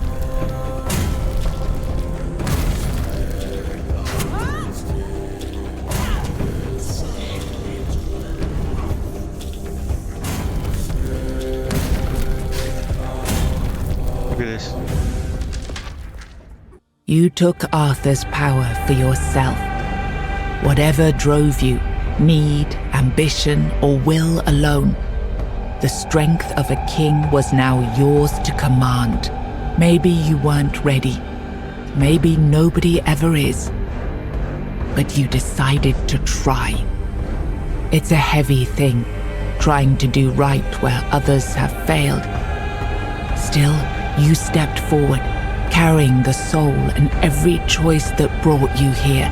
You ruled not as Arthur reborn, but as yourself, flawed, resolute, untested. Avalon changed beneath your hand, and history will decide what that truly meant. With One Eye and Captain Brandon working side by side, the South found a peace it hadn't known in years. The roads stayed open, the fields were guarded, and the people finally felt safe. No longer bound to Camelot or the Knights of the Round Table, it became a land ruled by its own people on its own terms. The men here stayed in Gameranx, but Yvain failed to rally the minds and hearts needed for his Grail quest. With no clear leaders and rising tension, both Gameranx and Camelot grew fragile, drifting toward division, with no one left to hold the line. You awakened the giants, only to command their end, leaving no power behind for either side to claim. Without their strength, the balance held, but the divide between Camelot and the Dal Rita remained, wide, bitter, and far from settled. Fergus was named the new Galahad the Loyal. With One Eye and Brandon unable to rally the Dal Rita of the Forlorn Swords, the South remained divided. Fergus prepared Camelot's forces to reclaim the region by strength, determined to restore unity through conquest if necessary. The captain led the South to independence, breaking all ties with Camelot. Under his rule, the horns of the South flourished. Merchants, pilgrims, and adventurers returned to the roads, and prosperity once again reached the far corners of the land. One Eye ruled the south with the horns of the south at his side. The Dalrita, the Forlorn Swords, remained divided, leaving the south strong but isolated. Without wider unity, his rule endured for a time. The future beyond his leadership remained uncertain. Nianta stayed in Kuanak, and the people remained by her side. Though Anselm held the official title, it was Nianta whom the people turned to for guidance, treating her as the true heart of the community. Maggott chose to remain in Kuanak, and the people stayed with him. Over time, they grew to trust him and often sought his wisdom. In time, he took on an apprentice, planting the first seeds of a new druidic tradition. Urfra left Kuanak alongside Yvain, despite concerns about his age. His fate remained unknown, but the people admired him for finding purpose at the end of his life and spoke of him with lasting respect. Bailey accepted the Red Church's support to keep the hospital running. In time, they pushed her away from the patients, and she was left little more than a maker of potions under their command. I fucking knew it. With Helmi as the new matron, the Volca returned to their former glory with renewed ferocity, their berserkers filled with an aggression that stirred quiet fear among the other tribes. Among the united tribes of the Dalrita, the Volca were treated with equal parts awe and mistrust, seeming to teeter closer and closer to madness. Ingui turned away from the eternal sleep, choosing life over dreams. In time, she began to rebuild the Thoid among the living, planting the first seeds of a new future for her scattered people. Under Sprona's leadership, the Ulfra found new strength. He rebuilt the tribe and reunited them with the rest of the Dalrita, restoring their place among the tribes of the Forlorn Swords. Following Galerna's path, the Sven clung to the old ways, their faith sustained by the Stagfather's living presence within the unrealm of the hunt. They turned inward, shunning outsiders, and deepened their devotion to the blood-stained rites of their ancestors. You accepted the mycelium's offer and let the spores consume Sagramor's body. Now the kingdom lies under fungal control, its people connected, obedient, and slowly fading into the roots that feed the spores. You placed self at the head of the children of Morrigan. Operating from the shadows, the Guild reshaped Avalon's politics through quiet influence and assassination, while the people lived unaware of the power that ruled them. You chose to dismantle the children of Morrigan. There were no more crows to carry out her will, for now. Morrigan withdrew into silence, patient as ever, waiting for the day when new souls would rise to serve her again. After returning to Camelot, Killian lived quietly for a time. When he vanished, few asked questions. Unsettling rumors had always followed him, and most preferred not to remember. Bro, some of that didn't make sense. It's like, yeah, you put this chick at the head of the crows and they shaped the politics of Avalon. Oh, but they were disbanded because you dismantled them. Like, what the fuck are you talking about?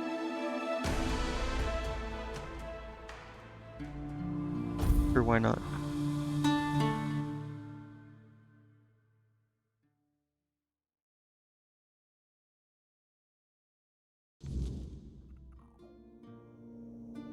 Okay, what? Hold on.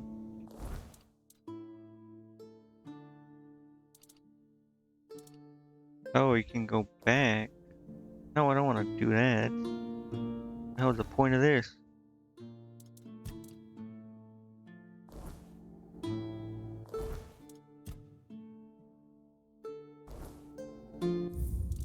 Where did I last save it?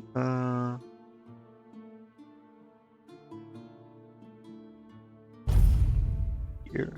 Okay, yeah, that's good.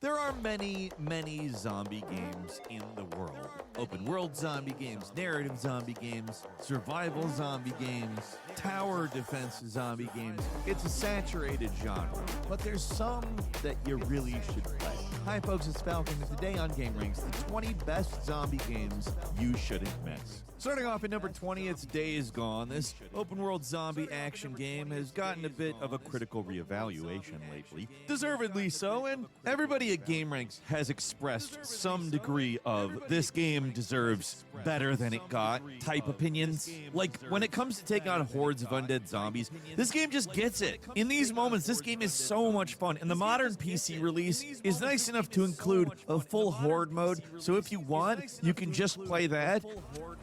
So if you want, you can just play that. And it's great. I do think you'd be missing out if you skip the story. It doesn't have the best writing or anything. Our boy D.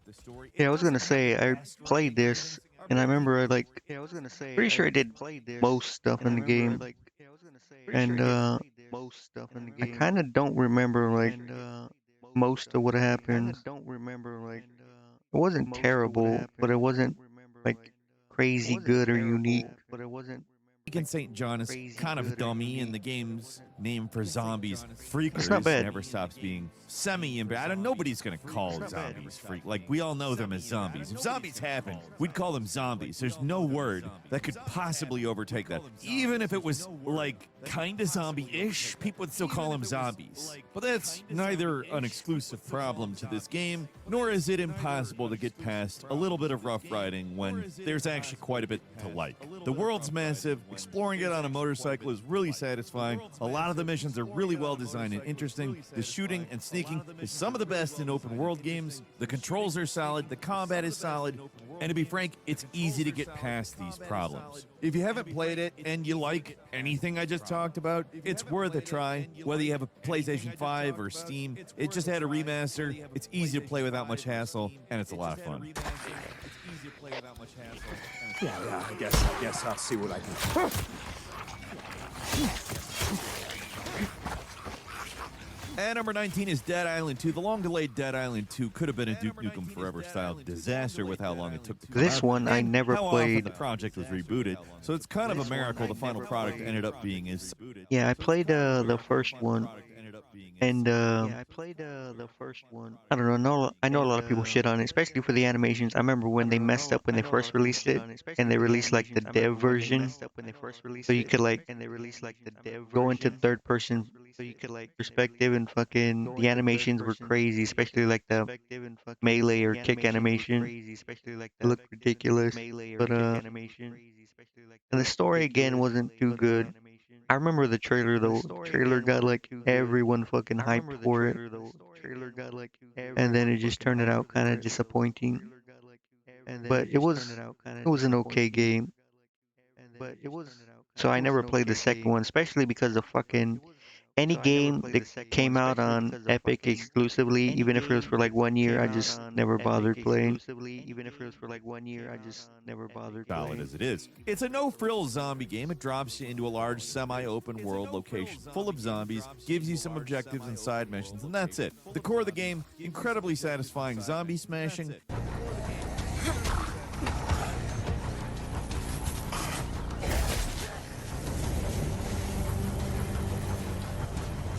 And this game does that very well with some of the gnarliest violence you're going to see in any zombie game. The sort of damage you can inflict on the poor, unfortunate walkers that get in your way is incredibly impressive and disgusting, frankly, in the best way. I'm pretty sure I can't even show half the stuff this game lets you do. It's up there with the grossest stuff Mortal Kombat can muster. You're just doing it constantly to any and all zombies you can see. The simplified gameplay makes for a perfect co-op game, too, since it's easy to get in and rampage around with friends, and the surprisingly impressive graphics make each zombie-filled apocalyptic hellhole a treat to explore. The original Dead Island games are also worth checking out, but Dying Light, Techland's follow-up to the series, pretty much replaced those games completely, while Dead Island 2 is kind of more of its own unique thing. And number 18, the Dead Rising Deluxe Remaster. Most of the games in the Dead Rising series still hold up, but the original remains the best, and the Deluxe Remaster makes the original game a lot easier to get access to and looks a whole lot better as well. For the most part, the remaster retains what made the original so special. Everything looks pretty much the same, just better. The core gameplay remains mostly untouched, so you're still slicing and dicing every zombie you see in, like, whatever makeshift way you can come up with.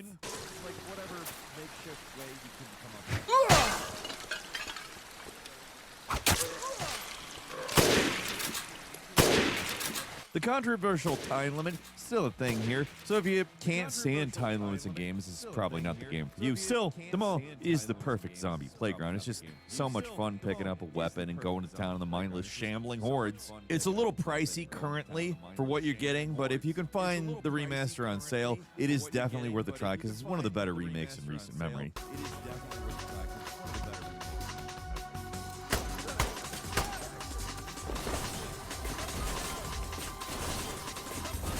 At number 17, it's State of Decay 2. Rather than the standard open-world zombie game where you play as a fixed character and go through a linear story, State of Decay 2 is a little more systemic. It's a surprisingly open-ended game for a game like this, emphasizing player choice and freedom over a specific story, and that's what makes the game so interesting. It's a zombie game that's not so much about a single character's survival, but more about building a self-sustaining community and conquering the post-apocalyptic Earth.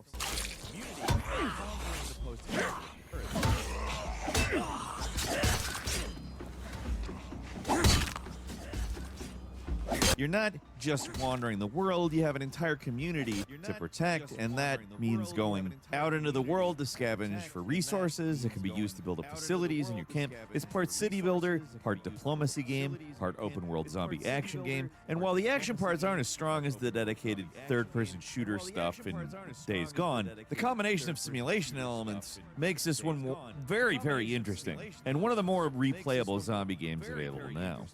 At number 16, the Typing of the Dead Overkill. It's not your basic smack zombie with pipe game. Sometimes zombie games get really weird, and this is the most modern and most accessible entry in a completely nuts sub-series built off the House of the Dead arcade games called Typing of the Dead. Instead of shooting various shambling warriors, you're typing at them. More difficult enemies require typing more complex phrases to complete, while your standard fodder could go down with only a new word or two, depending on the difficulty. It's basically one of those typing games meant to encourage kids to improve their typing speeds, only it's House of the Dead for some reason. These games have been around for a long time, but the only one that's currently out there and easy to play is Typing the Dead Overkill, which is based on the Wii and PlayStation 3 game.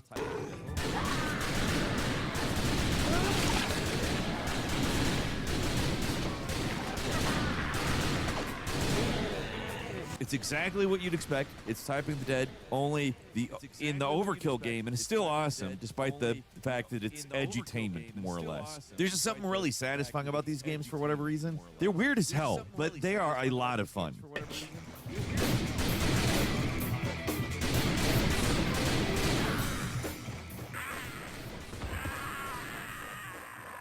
And number 15 is Resident Evil 2 Remake, where Dead Rising was very much it's almost a one-to-one remake. This is more of a reimagining of the classic Resident Evil 2, and is all the more better for it. This is a true classic of the zombie game genre, where other great Resident Evil games stray from being about zombies. This one's just chock full of The Walking Dead.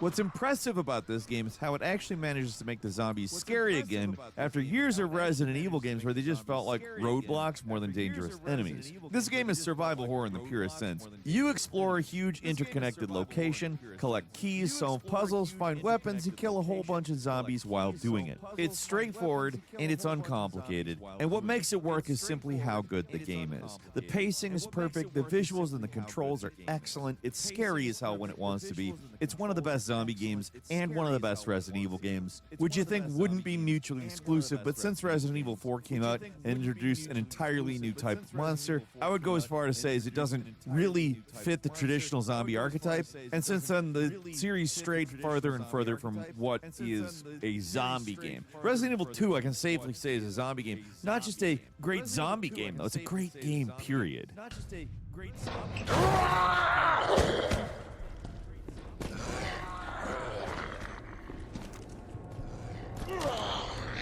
And number 14 is Red Dead Redemption Undead Nightmare. With the original Red Dead finally available on PC, that means that Undead Nightmare is no longer trapped on outdated console hardware and can be enjoyed by everyone. This weird alternative take on the Red Dead story has John searching for a cure for the plague ravaging the West. It's got all the production values of the standard Red Dead game, but with more of a tongue-in-cheek vibe to the whole thing. It essentially plays like Red Dead, just with zombies, and that's a-okay by me. I miss high-quality DLC like this from Rockstar. It's not long, but it's a lot of fun. It doesn't waste time, gets right in the action. The remaster, it's pretty bare bones overall, but it's worth it just to play Red Dead and by extension Undead Nightmare at 60 frames per second. You both need to calm the hell down!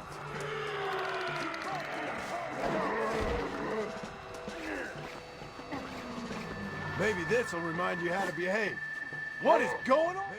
And number 13 is Call of Duty Black Ops 3. It might sound odd talking about Call of Duty in a list about zombie games, but one of the most popular game modes in this series is literally just called Zombies. This horde mode focuses on complex maps with their own unique mechanics, enemies, weapons, secrets, etc. And while modern Call of Duty games have been struggling to figure out what to do with that mode, the older Black Ops games really went nuts with it and made crazy, elaborate maps with incredibly complex, challenging Easter eggs that weren't just little bonuses. They unlocked new story content, new map features, and even bosses occasionally. My personal favorite, and the favorite of a lot of folks, is Black Ops 3. It's not the best game in the series by a long shot, but for zombies, it's gotta be the best. If it's not, it's one of the best, but I think it's the best. With all the DLC, you get a massive amount of content with literally 14 maps, 8 of which are remastered from the previous games, but they're some of the best in the series and even have new secrets and Easter eggs associated with them, while the other Zombies maps remain some of the absolute best in the entire franchise, like Shadows of Evil, The Giant, Revelations. They're massive, incredibly detailed,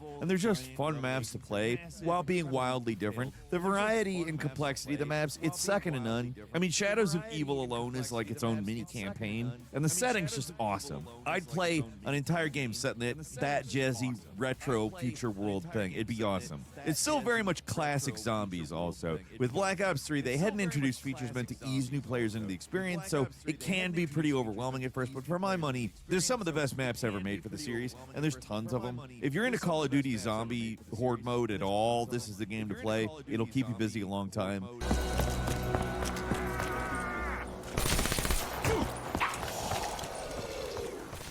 You're done, my friend.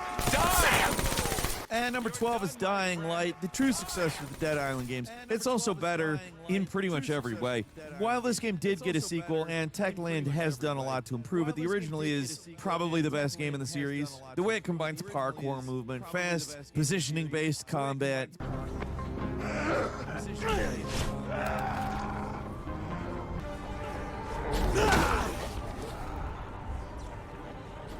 And the constant looming specter of night. It's the secret sauce that makes Dying Light such a unique and fun open-world game. The mechanical So a lot of these games, I played like the first one, like this one. So a lot of these games, I played like the first one, like this Actually, one. I played the second Dead Rising, not the first one. Actually, I played the second Dead Rising, not the first one. Actually, I played the second Dead Rising, not the first one. And the remaster I didn't replay. Or wait. And the remaster I didn't. Yeah, the remaster I didn't play the remake. I think, right? It's a remake. They made 2 of them. I don't even know, bro. They fucking. But yeah, I didn't play that either. I didn't play 3 or 4. This one, State of Decay, I played I think the first one. Played part of the first one. And then I didn't even play the second one. They're making a third one now. Or there is a third one, I don't know. Typing of the Dead I never played. I played Resident Evil 2 remake and the original. I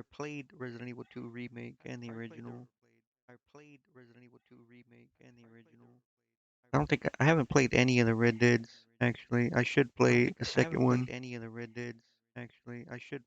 Call of Duty Black Ops 3. I never played this. Oh, wait, I did play the second one. I think that was like the last Call of Duty I played though. Dying Light. The first one's good. I don't know. The second one. First I heard it was like shit, and then I heard it was just like mixed. Depth of the movement and combat is what keeps me coming back to it. It's one of those games that's just really satisfying to play. You don't need to be doing anything, and it's just fun to run around, collect resources for weapons and crafting, pick up a drop or two, or just have some fun parkouring around the city and kicking zombies off buildings. It's just a really good open world action game, and it sells for dirt cheap now, so it's an easy recommendation.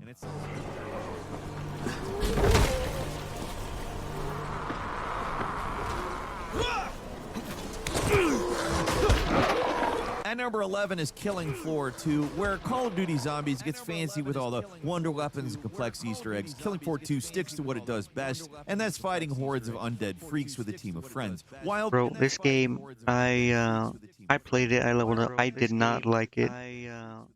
It was too fucking generic, like FPS shit. I like the first one way better. And then just like the bunch of the quality of life stuff, like making the game easier. Like the crosshair. I know a bunch of people fucking shit on like being like, I don't know, making it easier, whatever, but I just did not like the crosshair. I liked a bunch of the stuff in the first one. And the third one, holy shit. It looks like they're making it some like generic hero shooter type thing. There is a Killing Floor 3. Most fans find the first two games to be superior. Personally, for me, it's a toss-up between 1 and 2. I like them both for different reasons, but for the purposes of this list, I'll stick to 2 because it's the newer game. Both go on sale pretty often on Steam, so you're not going to go wrong with either. These games are horde shooters, and they're both a lot of fun. They're pretty damn challenging when they want to be. You can't play them solo. I mean, you can, but you won't get very far. A solid team working together is pretty necessary. That's not true. I'm pretty sure there's an achievement for, at least in the first one, for beating it solo. But you have to play like a specific class. I think Berserker can do it, and then Engineer, whatever it is. Maybe Demolitionist.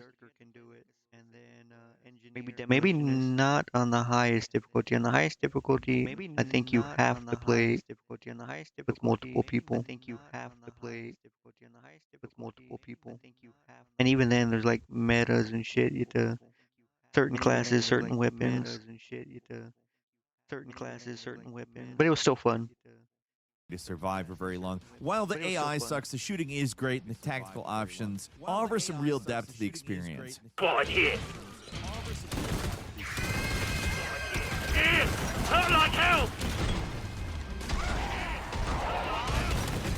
At number 10, it's Project Zomboid. Might look a lot like The Sims, but this is maybe the most zombie game of all time. It's not just about fighting zombies, it's about surviving the end. Just one bad scratch from a zombie can leave you infected, so you have to be incredibly cautious if you don't want to die almost immediately in Project Zomboid. I essentially constantly think about that after having seen 28 Days Later, where it takes nearly nothing for you to go full rabid zombie in 30 seconds.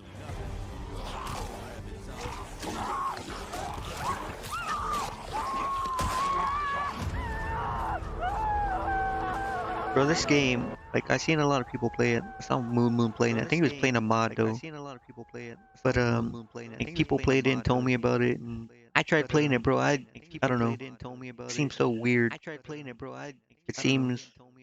Well, I guess it's an actual survival simulator game rather than most games where you like become a fucking Giga Chad and just mow down zombies. become a fucking Giga Chad and just mow down zombies. But I don't know. I'm sure if I gave it more time, I'd probably like it. I'm sure if I gave it more time, I'd probably like it.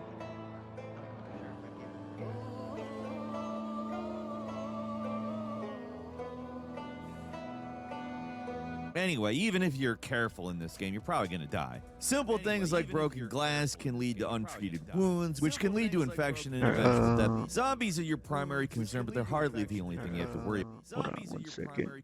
One second. Hold on one second. One second. Hold on one second.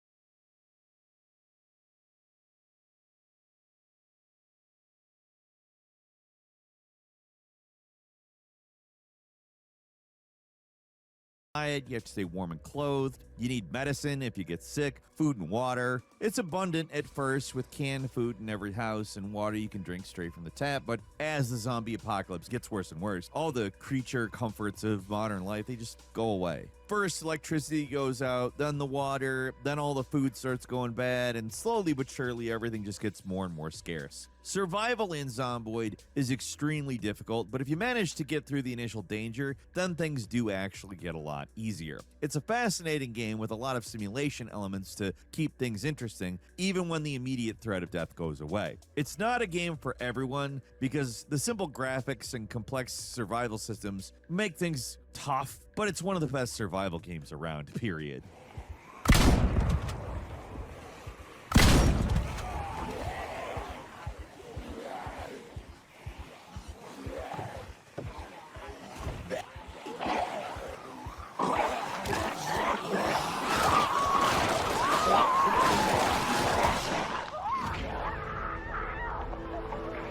And number 9 is Stubbs the Zombie in Rebel Without a Pulse. The game might be pretty old, and it's usually not the case, but it's actually pretty easy to get this game running even now. The Steam version has been updated to work on modern hardware. It's a weird one, but it remains one of the all-time greats despite its many issues because of its creativity and just plain weird sensibilities. It's a zombie game where you finally play as a zombie, a great concept that's actually pretty well executed given the game's obvious age. The odds may be against you, but you always have numbers on your side because everyone you bite becomes a zombie, and that gets added to your growing army. All right, buddy, you're going downtown. Hey, hands where I can see.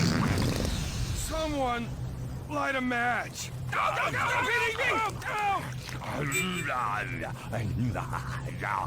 Why me?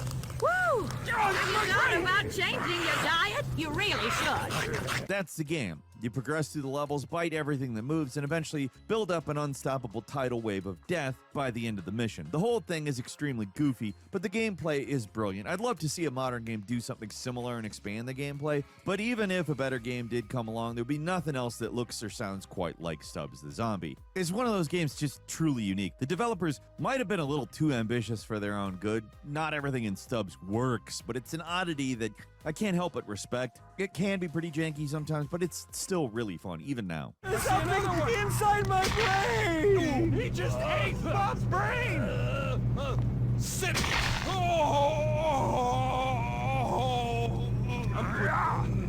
Why me? And number 8 is Surround Dead. Get it? This survival crafting game, it might be new and still in early access, but it's got a lot going for it already. The art style, it's not going to win any awards, but what makes the game great is just how open it is. The map's huge, full of interesting locations to explore, zombies to kill, and the crafting system is rewarding yet relatively simple. The loot is, it's rewarding to find. Base building makes sense, and it's not too much of a pain. It's just a really good zombie survival game, clearly designed by passionate people who know these types of games and are trying to make the best one possible.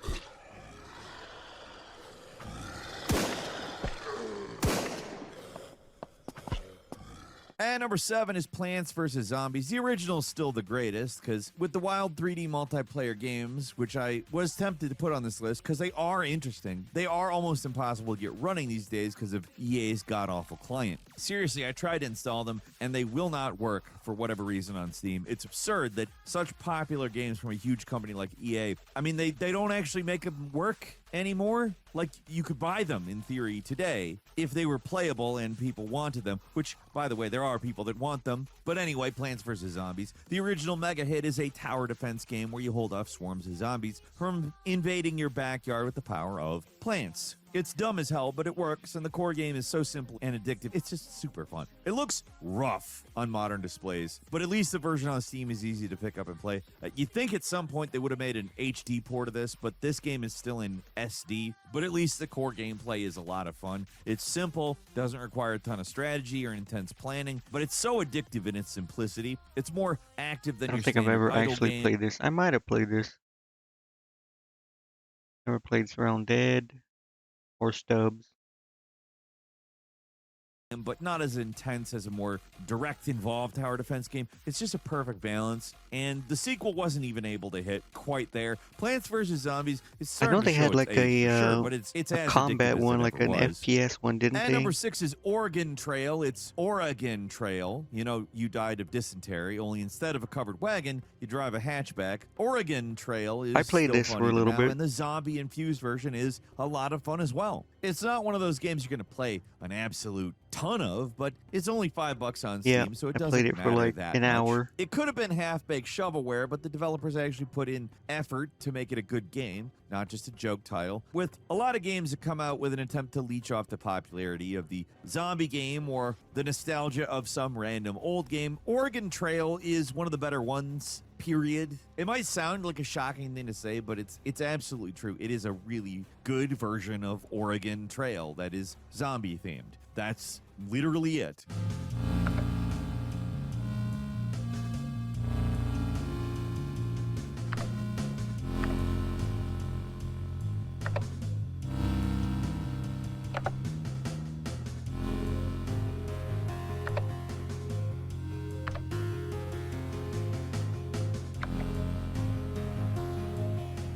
And number 5 is Left 4 Dead 2. The old-time classic still lives, you can still play it, still works, and there's still a fan base for it all these years later. There's little reason to get the first game now that the campaigns have all been ported over to the sequel, so at the moment Left 4 Dead 2 is the definitive experience for these games. Back 4 Blood just wasn't as good. And there's Yeah, just I heard the something game was about this bad. game that works where all the copycats fail. The controls, the setting, the characters, it's just got this impossible to describe something about I it. do that remember just playing the works second and one a makes lot it with the best friends, zombies but survival other than that, I multiplayer never game played. thing. One thing to remember, playing this game solo kind of sucks, but with a proper team, which you can still find very easily, it's an absolute ton of fun. Each campaign is just long enough to feel substantial, but short enough that they don't get boring. Like, on the surface, the game seems very simple, but why do so many Yeah, I never copy liked it playing but with like end up fucking failing at it? The game just public works fucking despite servers all or groups. logic and remains Remember one there's of the like most 20 fun zombie v 20 games servers even and now. shit.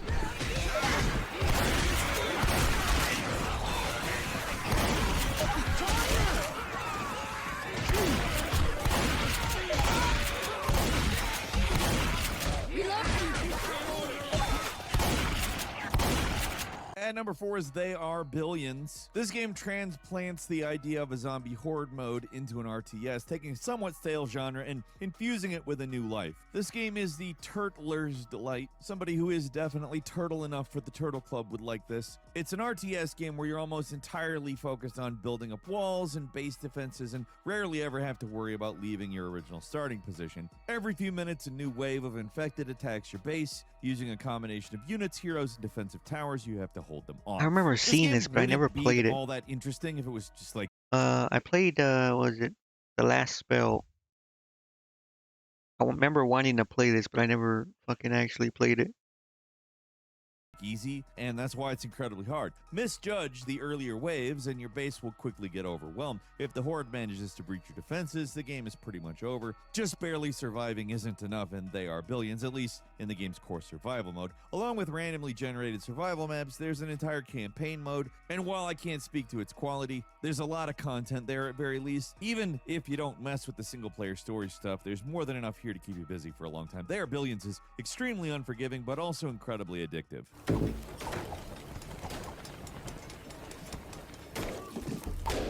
Maybe I'll play this. I completely forgot. I don't even think it's on my wish list.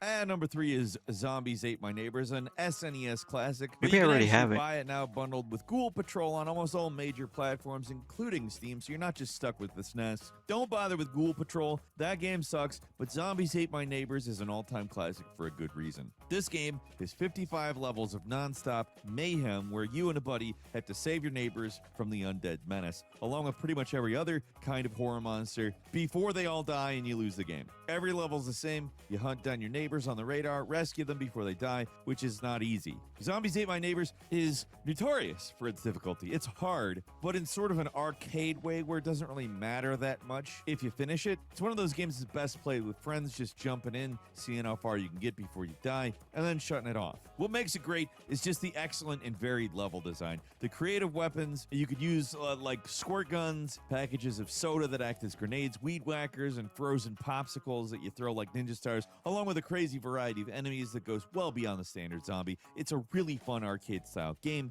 Maybe not $15 good considering how old it is, but also and maybe pay like it is. $5. I don't know. You'll find it on sale at some point for sure. Pick it up.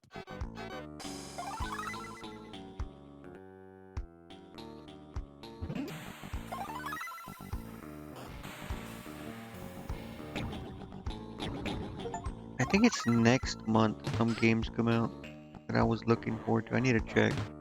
And number 2 is The Walking Dead 6 Season 1, the September original story of Lee and as Clementine. Final Still Fantasy the best Tactics. one. I'm not even a hater of the later seasons, but I have to acknowledge the first was really lightning in a bottle. Snake Eater, This game that's what it came out was, I think, before the coming shine out. started to come off Telltale Star, and they still Never had a played lot of the these. best writers on the staff. Yes, it's an adventure game, so the primary focus is on Remember a friend dialogue streaming and some this light puzzle game solving, one but time. zombies are obviously still a major threat. Sure, more than a few characters manage to bite it from non-zombie related threats, but most people that die in this series, which is a lot, die from walkers. The undead are an omnipresent danger that affects everything in the story, including how it ends. Yes, the choices are not as impactful as they make you think, and the story doesn't branch as much as you'd hope, but the story that gets told is one of the best to come out of Telltale. It's straightforward, and it's very effective. It's a guy trying to save a kid from an extremely dangerous world. It's how they tell that story that makes it such a great and memorable game, and while the follow-up seasons just don't quite get there, the entire Telltale Walking Dead saga is worth checking out, but if you only have time for one, the first season is by far the best.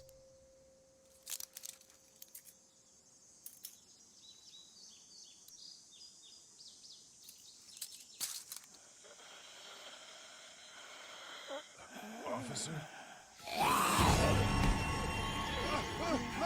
Holy shit!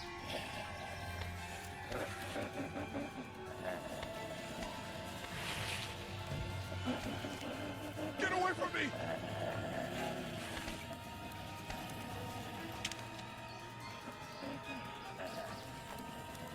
Where are you? Shit!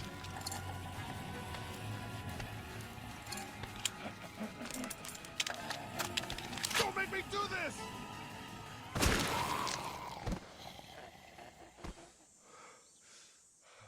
And finally, at number 1, it's 7 Ways to Die. It's Minecraft combined with zombies, which should be pretty 7 basic, days but to 7 Ways Die? to Die is Did he actually say- a lot more than the Did you say 7 ways to die?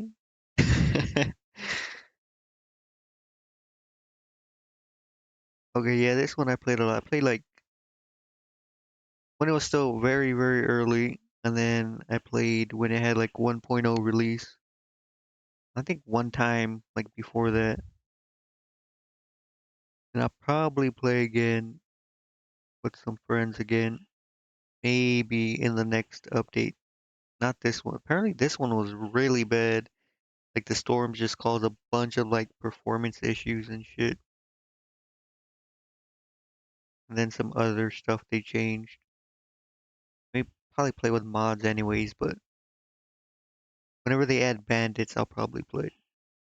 Parts. What makes it so great is how dangerous it feels, no Or matter how well you actually, think I you've don't know. built It's up a just thinking base. about it There's fucking always a seems weak fun. Now I point that want the to play, zombies man. will eventually exploit, and they'll bring the whole house of cards Maybe falling I'll play down. solo. The game's block-based building system adds creativity for base building, and it allows some pretty crazy stuff once you've fully kitted out after spending hundreds of hours with the game. As a zombie defense game, it's one of the most fun to play with friends, but it's also a great solo game for players who just want to wander around and see what they can find. That's because each point of interest is actually custom built, and the more elaborate ones function as full-on dungeons with their own challenges and rewards. There aren't just a few of these things either. There's tons of them, and they might not even all show up on a single map at times. These guys understand that having actually interesting locations to explore makes a survival game a lot more fun, and they loaded this game up with them. Whether you're playing I remember pre-gen one of the maps or things was fully biome random caps. ones, or Like you I mean, couldn't there's build in a something new interesting biome and unless you possibly new to reached a find, no certain matter level what. or Some ways something. it does. One That of the was best zombie fucking games because it stupid. really plays into the fantasy of survival. Sure, you might not make it, but you're gonna build some of the most over-the-top, crazy stuff in order to do so.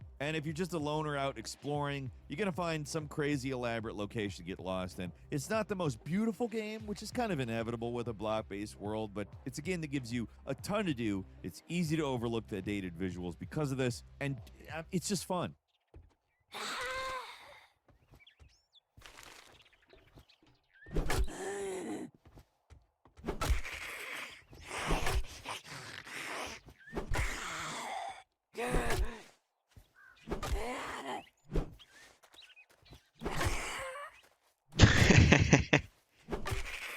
Yeah, that's pretty much how you have to play at the beginning. And that's all for Whacking them today. on the Leave us a head and comment, let us kiting. know what you think. If you like this video, click like. If you're not subscribed, now's a great time to do so. We upload brand new videos every day of the week. Best way to see them first is, of course, a subscription. So click subscribe. Don't forget to enable notifications. And as always, we thank Bro, you I very don't know much what for it is watching about this video. zombie I'm games Falcon. and You like can follow me on survival Twitter, Falcon games. Hero. We'll see you next time right here on Gameranx. There's a topic I cover from time to time that shit. always seems to ruffle some feathers and get people squirming in their chairs in anger, because I have less than kind things to say about some of the biggest players in the industry. But I just can't help myself. I can't bite my tongue on it. I'm like Winnie the Pooh poking a beehive. Hold on 1 second. Help myself. I can't bite my tongue on it. I'm like Winnie the Pooh poking a beehive because I'm addicted to the honey inside. And in this case, that honey is vindication. For a while now, I have bah-humbugged VTuber agencies. I've seen a lot of the contracts that some... There's a topic I cover from time to time, tongue-eyed. Bah-humbugged VTuber agencies. I've seen a lot of the contracts that some of the top talent were locked into with these organizations, and they are extraordinarily corrupt. I think the agencies in this space are exploitative, and they treat their talent more like prisoners. It is unbelievable the depths of greed that these agencies in the VTuber space have succumbed to. But before I dive deeper into the spaghetti and the meatballs on my disdain for VTuber agencies in the industry, I would like to give you the catalyst for why I'm talking about it again today. It's because Ironmouse just made a really sad video about why she's leaving VShojo. VShojo being another huge player in the VTuber space. They are a massive agency. I thought VShojo was like a group of all these like indie streamers coming together and like forming their own fucking thing. Not like joining something. Like isn't it like they're founders or whatever? Isn't that what it was supposed to be? Or at least that's what I thought it was. Agency that's represented some of the top talent. Unfortunately, I recently found out that for the past couple of months, I have been misled by VShojo. With the information that I currently have, I believe that I am owed a significant amount of funds, which I have not been paid. And most importantly, the thing that hurts me the most is that the Immune Deficiency Foundation, which is the most important charity to me, and also the reason why I'm here today, is owed over $500,000 from VShojo. For those that don't know who Ironmouse is, she is one of the biggest streamers on Twitch in terms of subscribers. She even broke the all-time subscriber record, and she has a primary immunodeficiency disease. She has CVID.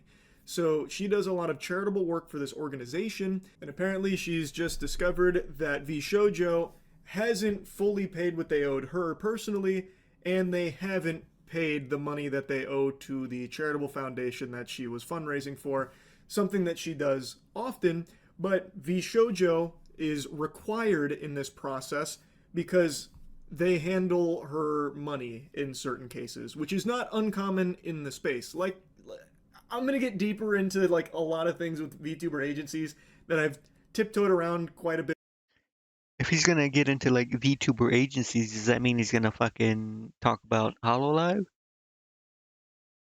Bro, cause like no matter what, even when they fucking have like a bunch of their fucking talents leaving, I know people like to defend it with the cause of the cookie cutter fucking like graduation speech or whatever the fuck they write, talking about disagreements with management, and then people coming out defending it saying no, it's just a cookie cutter thing that the agency told them to say that so that they can tank the fucking PR or whatever.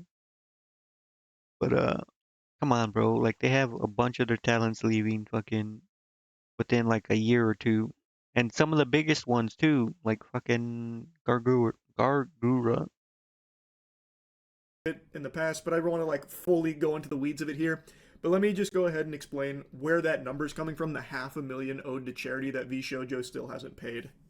They promptly sent the payment, and the subathon was a huge success, so I decided to do it again the next year. My last subathon was one of the biggest events I've ever done. The support was overwhelming, and I ended up getting over 300,000 subscribers and breaking the all-time sub record. But this also meant that we had raised $515,000 for the Immune Deficiency Foundation. I once again asked VShojo to make the donation on my behalf, but unfortunately, still a year later, VShojo has not paid the charity. So in a nutshell, Ironmouse ran a subathon. It was extremely successful and raised a ton of money, hundreds of thousands of dollars for the Immune Deficiency Foundation.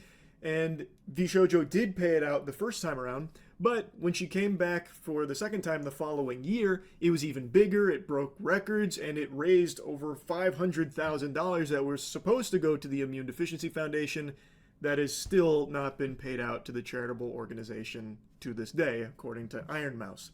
Now, I've seen a little bit of confusion, people wondering why would VShojo even be handling that money in the first place? Why wouldn't it just come directly from Ironmouse since it's her Twitch? Well, that's where you get into the really stinky territory where, in a lot of cases, these agencies, they handle the finances of the talent. Like, they put their grubby paws on it. Bro, aren't like a lot of these people, like specifically I guess VShojo, weren't they created like again, it's a bunch of these indie VTubers. A lot of them were big, like fucking Kason and Ironmouse and stuff.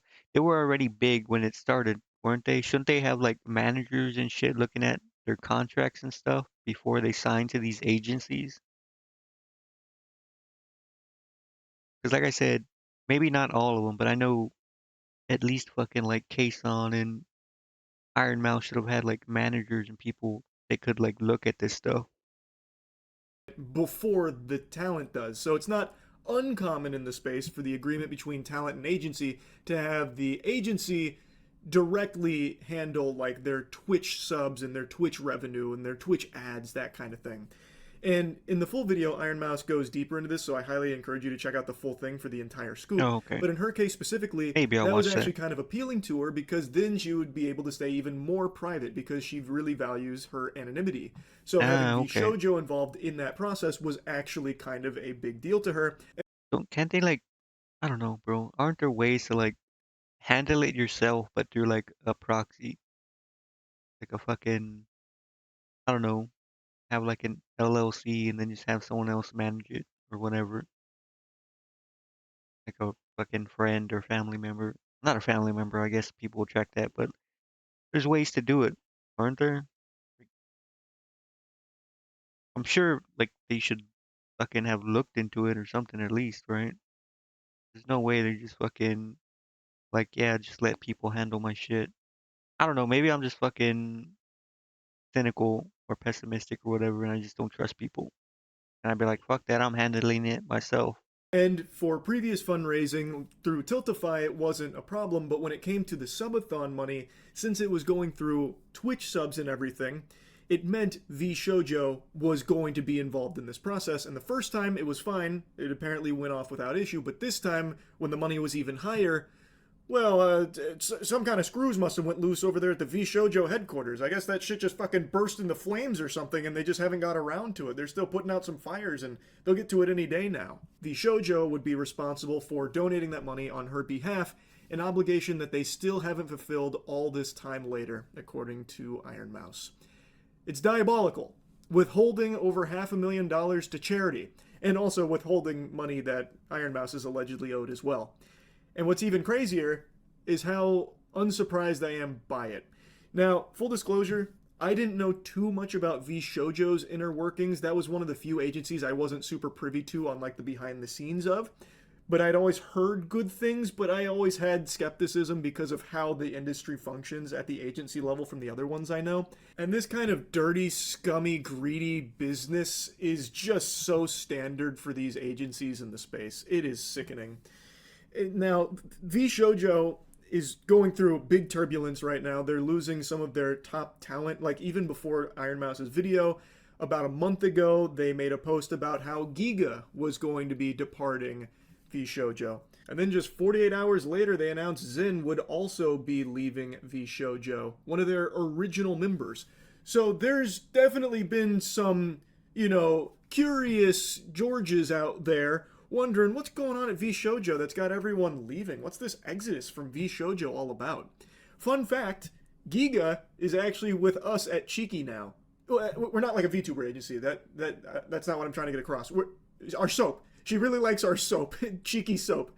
So she's partnered with us at Cheeky, and she's an absolute sweetheart. That's what I was trying to get across. The point is, some like really good people have been leaving VShojo, and now Ironmouse have dropped this video about some very alleged scummy practices here at the VShojo corporate level, and I don't know how VShojo recovers from it going forward. They haven't made a statement yet. It's still a little too fresh as of me making this video. I'm very curious what they're going to say about it. If I had to spitball, I would imagine that their next play will be donating that money to the charitable foundation. I imagine they donate the $515K to the Immune Deficiency Foundation, or whatever the exact number was. I bet they'll do that to desperately try and save face. I don't think the community will respond well to it because it's very clear that they're just doing it now because of the public pressure that's being exerted on them. I don't know how they move forward with a good reputation. I don't think all of their talent's going to leave overnight. I imagine a lot of those contracts, in fact, I'm confident a lot of those contracts lock them down for quite a while with like some non-disparagement clauses in there and everything. Like, I bet there is a lot of things at play where the talent won't be able to leave even if they really want to. And I can only hope that the community here doesn't start attacking the VShojo talent for staying, because I imagine in a lot of cases they don't have a choice. Now, that's kind of the situation in a nutshell, but I want to dive deeper into agencies as a whole. I've kind of teased it a little bit throughout the video. And I know people like to talk about VTubing as a whole, like it's some kind of niche that's not mainstream. That couldn't be further from the truth. It is a multi-billion-dollar industry, and it is so lucrative. And these agencies have swooped in and made sure they are the ones getting the lion's share of that money, and they'll kind of trickle down, drip feed a little milk from their titties to the talent that's under their umbrella. And what's even more disgusting is they fed... I know there's a lot of fucking VTubers, but isn't it basically the same as streaming where a bunch of like the fan base and viewer base is basically at the top only? Just like normal streaming? So wouldn't like the fucking companies basically just be taking money from a bunch of the top VTubers? people shit and gave them a taste for it, an acquired palate, normalizing their greed, where the talent, the ones that are actually gathering the audience, the actual VTubers, they don't see most of the money that they bring in. The agency does. That includes merch. That includes their Twitch subs, that includes YouTube revenue, pretty much any piece of the pie that has dollars, doubloons in it. The agency is the one that's got their fingers in it, and the VTuber gets pieces of it, tiddlywinks. And I think it is so ass backwards. It has always rubbed me the wrong way. So I've always talked very negatively about VTuber agencies, much to the chagrin of the VTuber audience. The audience that watches VTubers is very loyal to their favorite creators in the space. So they get very upset when the 5'6" Florida man Neanderthal shoots spitballs at the agency that represents their favorite VTuber, because the community, like the relationship between the agency and the VTuber, is one that's supposed to be built on like a tight connection, like this partnership, almost like a family. But nothing could be further from the truth. It's about as much of a family as like the prison warden is to the prisoners. I just think it is completely unacceptable the way a lot of these agencies treat their talent. I also think a lot of people have been completely misled by them on the industry as a whole, where they act like there's only one path to success when it comes to VTubing. Or at least they did. Not so much these days. It's starting to kind of get I a don't little more know, clear that you man. don't have to sign with them. But I'm pretty sure there really is like only a path to like being very successful, and you usually have to go through a fucking agency. Like even most like people who are indie VTubers or whatever, they end up going through an agency, becoming huge, and then leaving. Not that they didn't have like fucking fan base before or anything, they just like use the agency to get bigger. for the longest time, it was as if, Like for example, fucking Gargura before, when she was just Senzawa. I don't know how, I never fucking saw her before, so I don't know how big her fan base was, but I'm sure it wasn't as huge as fucking after you went to Hololive.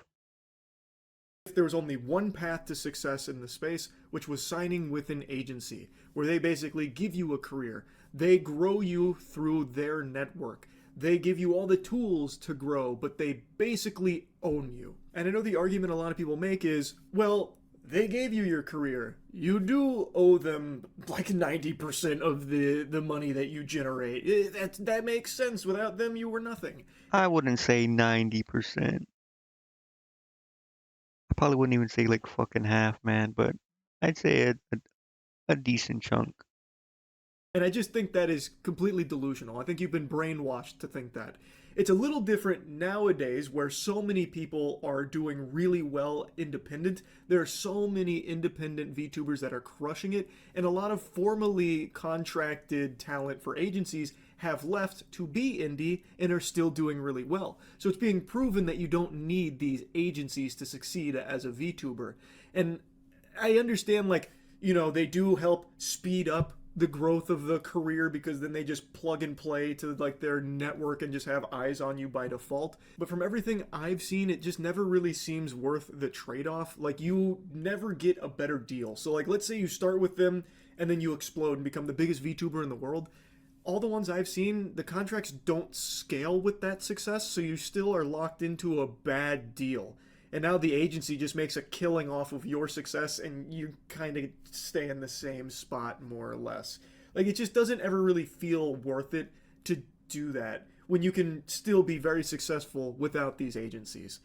And it just sucks to see that it is still so common that these agencies are greedy scumbags. Fair. Like in this case here with VShojo, apparently. But anyway, I just wanted to yap about this a bit. That's about it. See ya.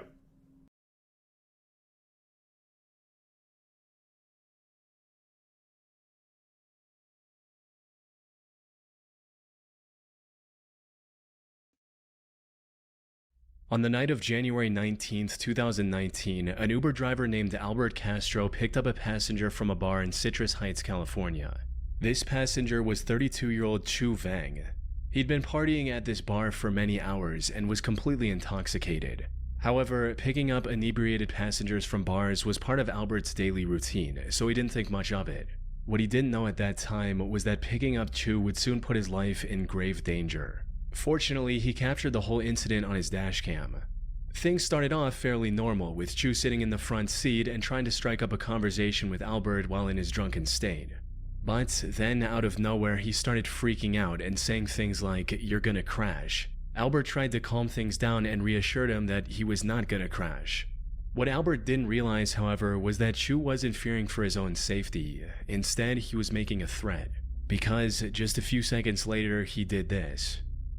No, dude! He grabbed the steering wheel and turned it in his direction, sending the car swerving across 2 different lanes while going 65 miles per hour down the Business 80 highway. It was a miracle they managed to avoid hitting any other cars. Thankfully, Albert was able to react quickly and remove his hands from the steering wheel before he put them in any more danger. But just when he thought the situation was under control, Chu made another attempt, this time lunging at the steering wheel with his whole body. Where we at?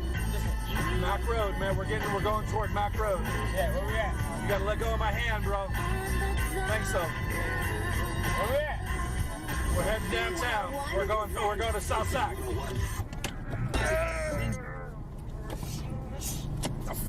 Man. What the fuck? Is this guy okay? You gotta let go, man. No, we're gonna go crazy. It took everything Albert had in him to keep Chu from causing a potentially fatal crash. And while Chu passed out and stopped fighting for a few seconds, it wasn't long before he was trying to reach for the steering wheel again.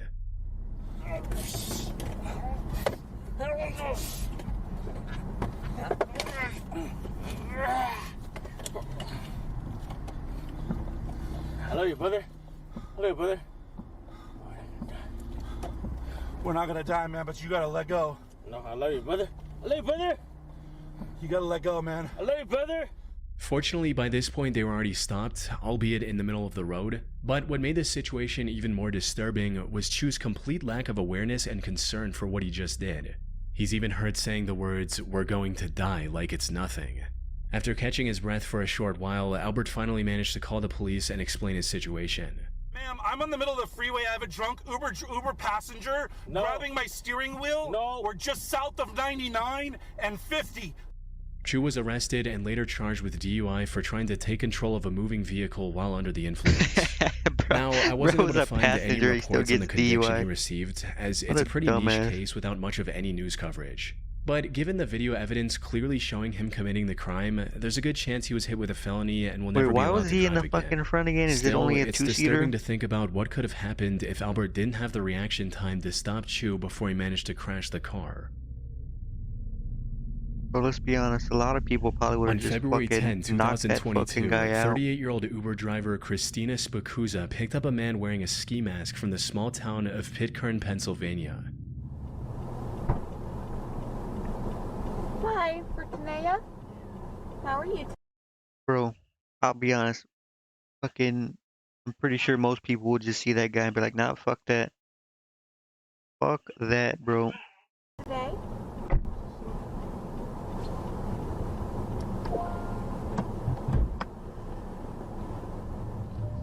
The weather was quite cold, so she didn't find the mask suspicious. Oh, it was but cold. the complete disregard Still, for her bro, questions, like fucking, come on. Even if it's really cold, a fucking mask, man. I don't know. I rarely ever fucking see anyone wearing a mask, no matter how cold it is. Would have to be like a fucking blizzard or something. the very most, a murmured response was unusual. Though she continued as usual and began driving to the requested location, not knowing that things would turn bad very quickly. As they were about to reach the destination, the passenger made an odd move and shifted into the middle back seat. To Christina, it seemed like he was just trying to get a better view of the surroundings. Bro's gonna pull out a fucking garrote wire and a choker. So he could point off the drop-off location. And sure enough, that's exactly what he did. Where your ride is? Right here, up there. He told her to stop in a secluded wooded area just before Monroeville, Pennsylvania. By it just as Bro, I feel like fuck that, bro. She tried to pull over, he did something Christina could have never expected.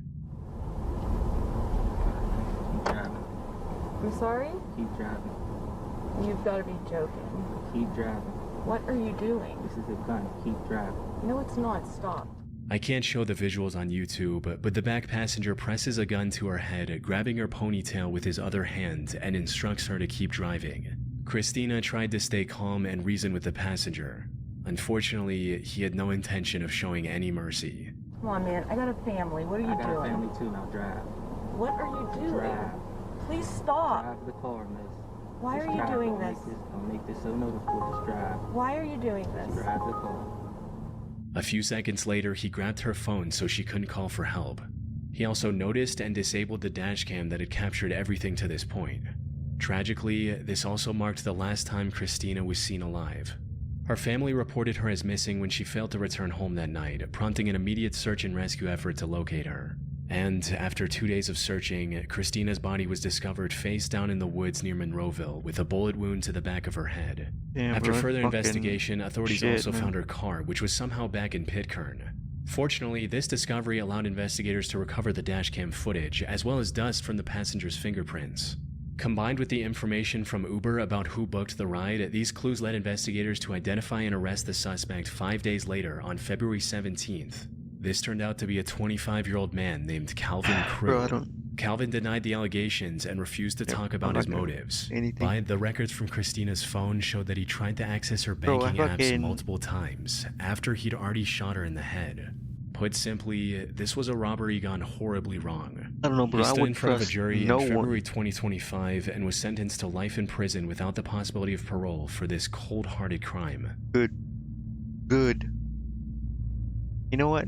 On the 17th of March fucking- 2014, 50 They ever find someone fucking for like murder or something and they have like very good evidence, just fucking no waiting around on death row, bro. Just fucking just do it then and there.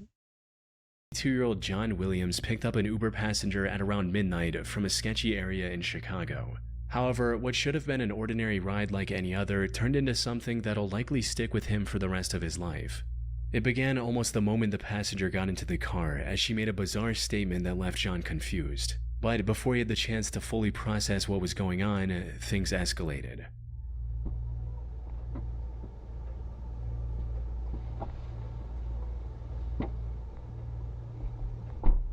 Diamond. Yeah. Go, go, go. You finna shoot up the car. Shoot up the car. Yeah, go. What the? What is that? What the fuck? Bro. What's that? Bro. For what? Let me call the police. Man, this. Let me call the police. As soon as John started driving, someone actually opened fire and shot at the car. John stepped on the gas and didn't ease up, running a stop sign and hitting multiple speed bumps. The shooter turned out to be the ex-boyfriend of the girl John had picked up. He was even briefly caught on the dashcam, seen running after John's car as it drove Bro, away. what the Fortunately, fuck? the shots missed the vehicle and both John and the passenger were completely unharmed. At least physically. According to an interview he did later, this incident left John completely traumatized, as he quit. never experienced anything this terrifying I in his would've over quit. 12,000 Uber rides. After the footage was featured in the news and it started gaining more attention, people came together and raised nearly $800 to help John pay for psychological counseling.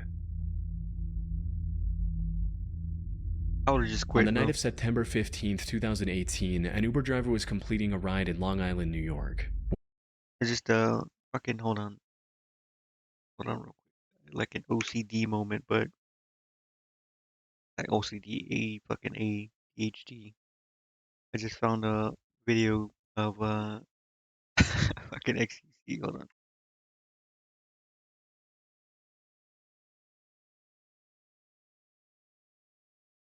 Okay. The floor is moving very slowly and never stops. The victim would have to walk. This is what murderers should be put in. avoid being Like the other guy. The victim will tire and pass out, and the conveyor would pin him against the wall and start scraping. What the fuck, bro? I don't know why. I don't know why you laugh, but Days later. this is exactly what fucking murderers and shit should be put in. If they're not executed, put them in this shit. Especially the fucking worst their crimes are.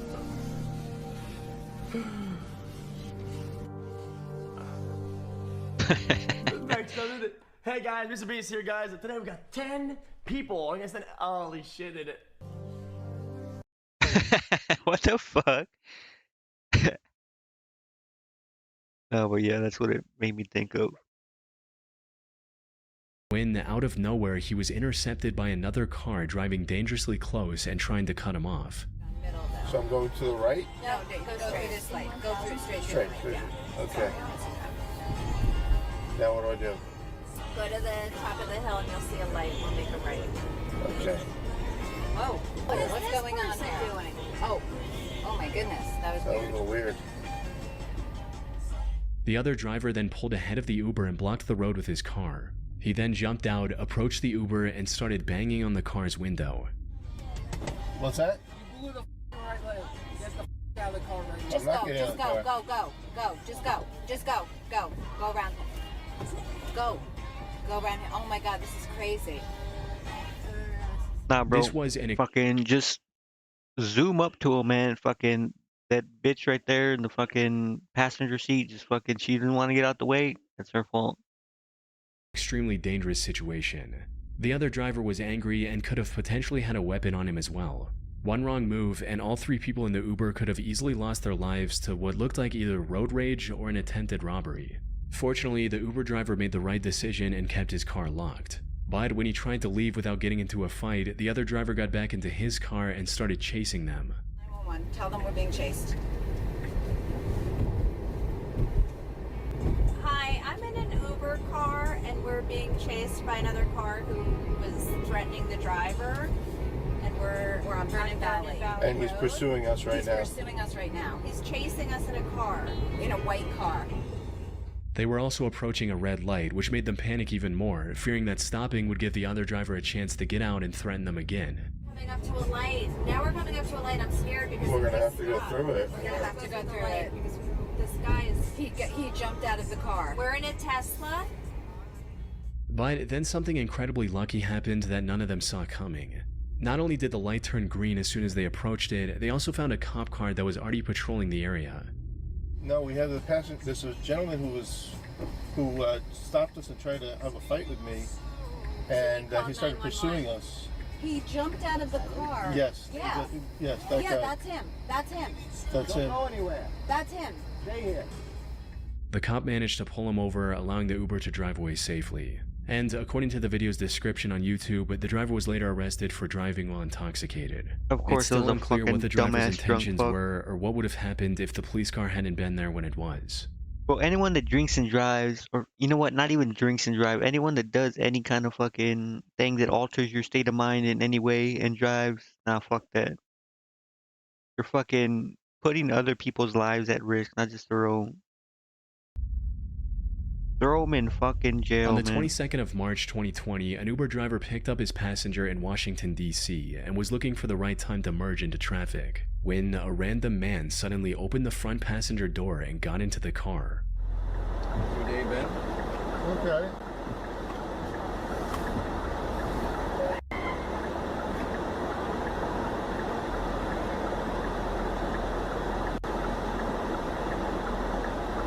Now you can see him already. You can see him, like, look.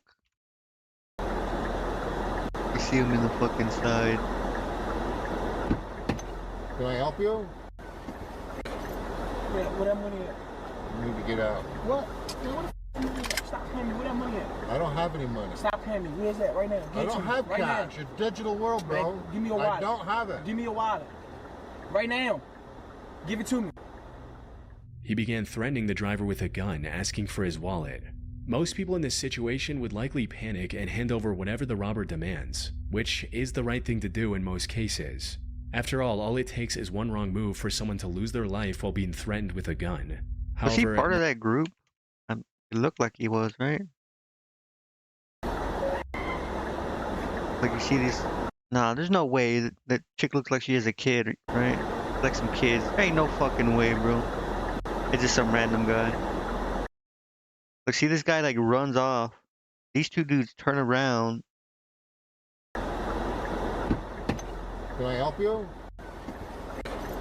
See, before he even gets to the fucking car, though, they stop. Before the door, he even enters the car. They like stop to look. Like, why would that be fucking odd? Wouldn't he just fucking? Couldn't he just be a dude that they're waiting for? Where that money at? You need to get out. See, he keeps walking. This guy's just checking this shit out. I don't have any money. Stop paying me. Where's that? Right now. Give I it to don't me. have right cash. Now. It's digital world, bro. Give me This a guy's wallet. just checking Give it me a out. wallet. Looks like he's fucking laughing or smiling. Right now. Give it to me. He began threatening the driver with a gun, The guy's asking just for his checking it wallet. out, man. Most people Like, in this he's walking up. situation would likely panic and hand over whatever the robber demands, which is the right thing to do in most cases. After all it takes is one wrong move for someone to lose their life while being threatened with a gun. However, not only did the Uber driver that turned out to be ex-military keep his calm, he also did something that no one else should. He called the robber's bluff. Right now. Give it to me. Bro, stop. You gonna shoot me? Give me that wallet. Get the f out of here. You don't want to get shot. Come on, Give man. me that wallet, bro. No.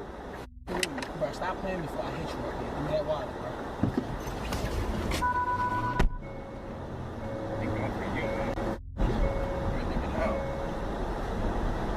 I got it on my camera too.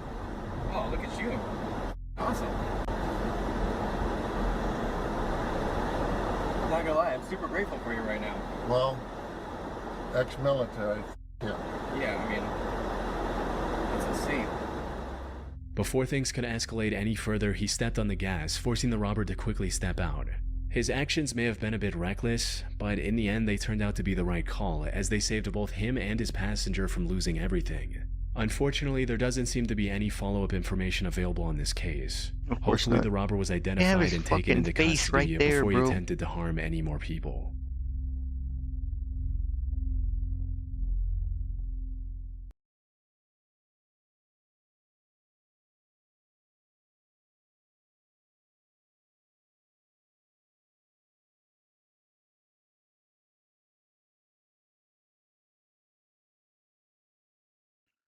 Yep.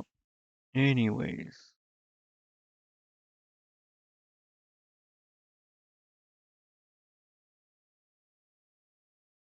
I feel like I was fucking talking about some shit earlier. I forgot about.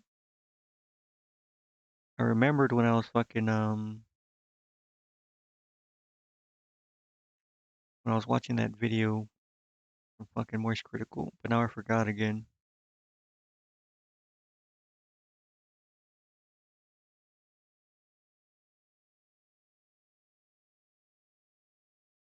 Oh yeah, it was about because I was watching No Sleep and then I started talking about chill streams and how people say they like chill streams and stuff.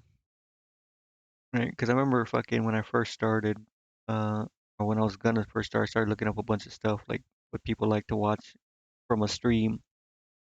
People were like shitting on like loud, obnoxious streamers or whatever, saying like XQC or Kaisenat or I Show Speed and shit like that, and that they like chill streams. I think that's bullshit, bro. Like fucking, like I said, you either have to be entertaining, hot, or fucking really good at games. And no one just watches just chill shit because it's chill. There probably are, but they probably get like only a few viewers or none. I'm not saying that to be like, yeah, people should be fucking watching my streams like some cope or something. But it just feels like when people are like, I like chill streams, it's like the same feeling like when you ask like a woman what they want in a guy, there's like, I just want a nice guy. You know what I mean? It's like, no, you fucking don't, you filthy liar. That's fine though. People can like whatever, watch whatever. And then, I mean, yeah, people like fucking Tyler One with shit audio and stuff like that, just screaming into his mic. But again, he's fucking really good at video games. But even No Sleep was using like a shit headset mic. He was still getting views. So it's all about being entertaining.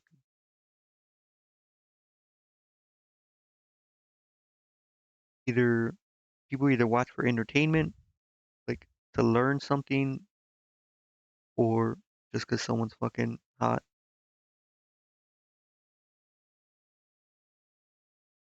I don't know. I just thought it was interesting what he was talking about. Not even like unique or new. Kind of always been that way, but just interesting to see him get a little serious because No Sleep's always been like I said, he was always just doing funny shit for chat. Of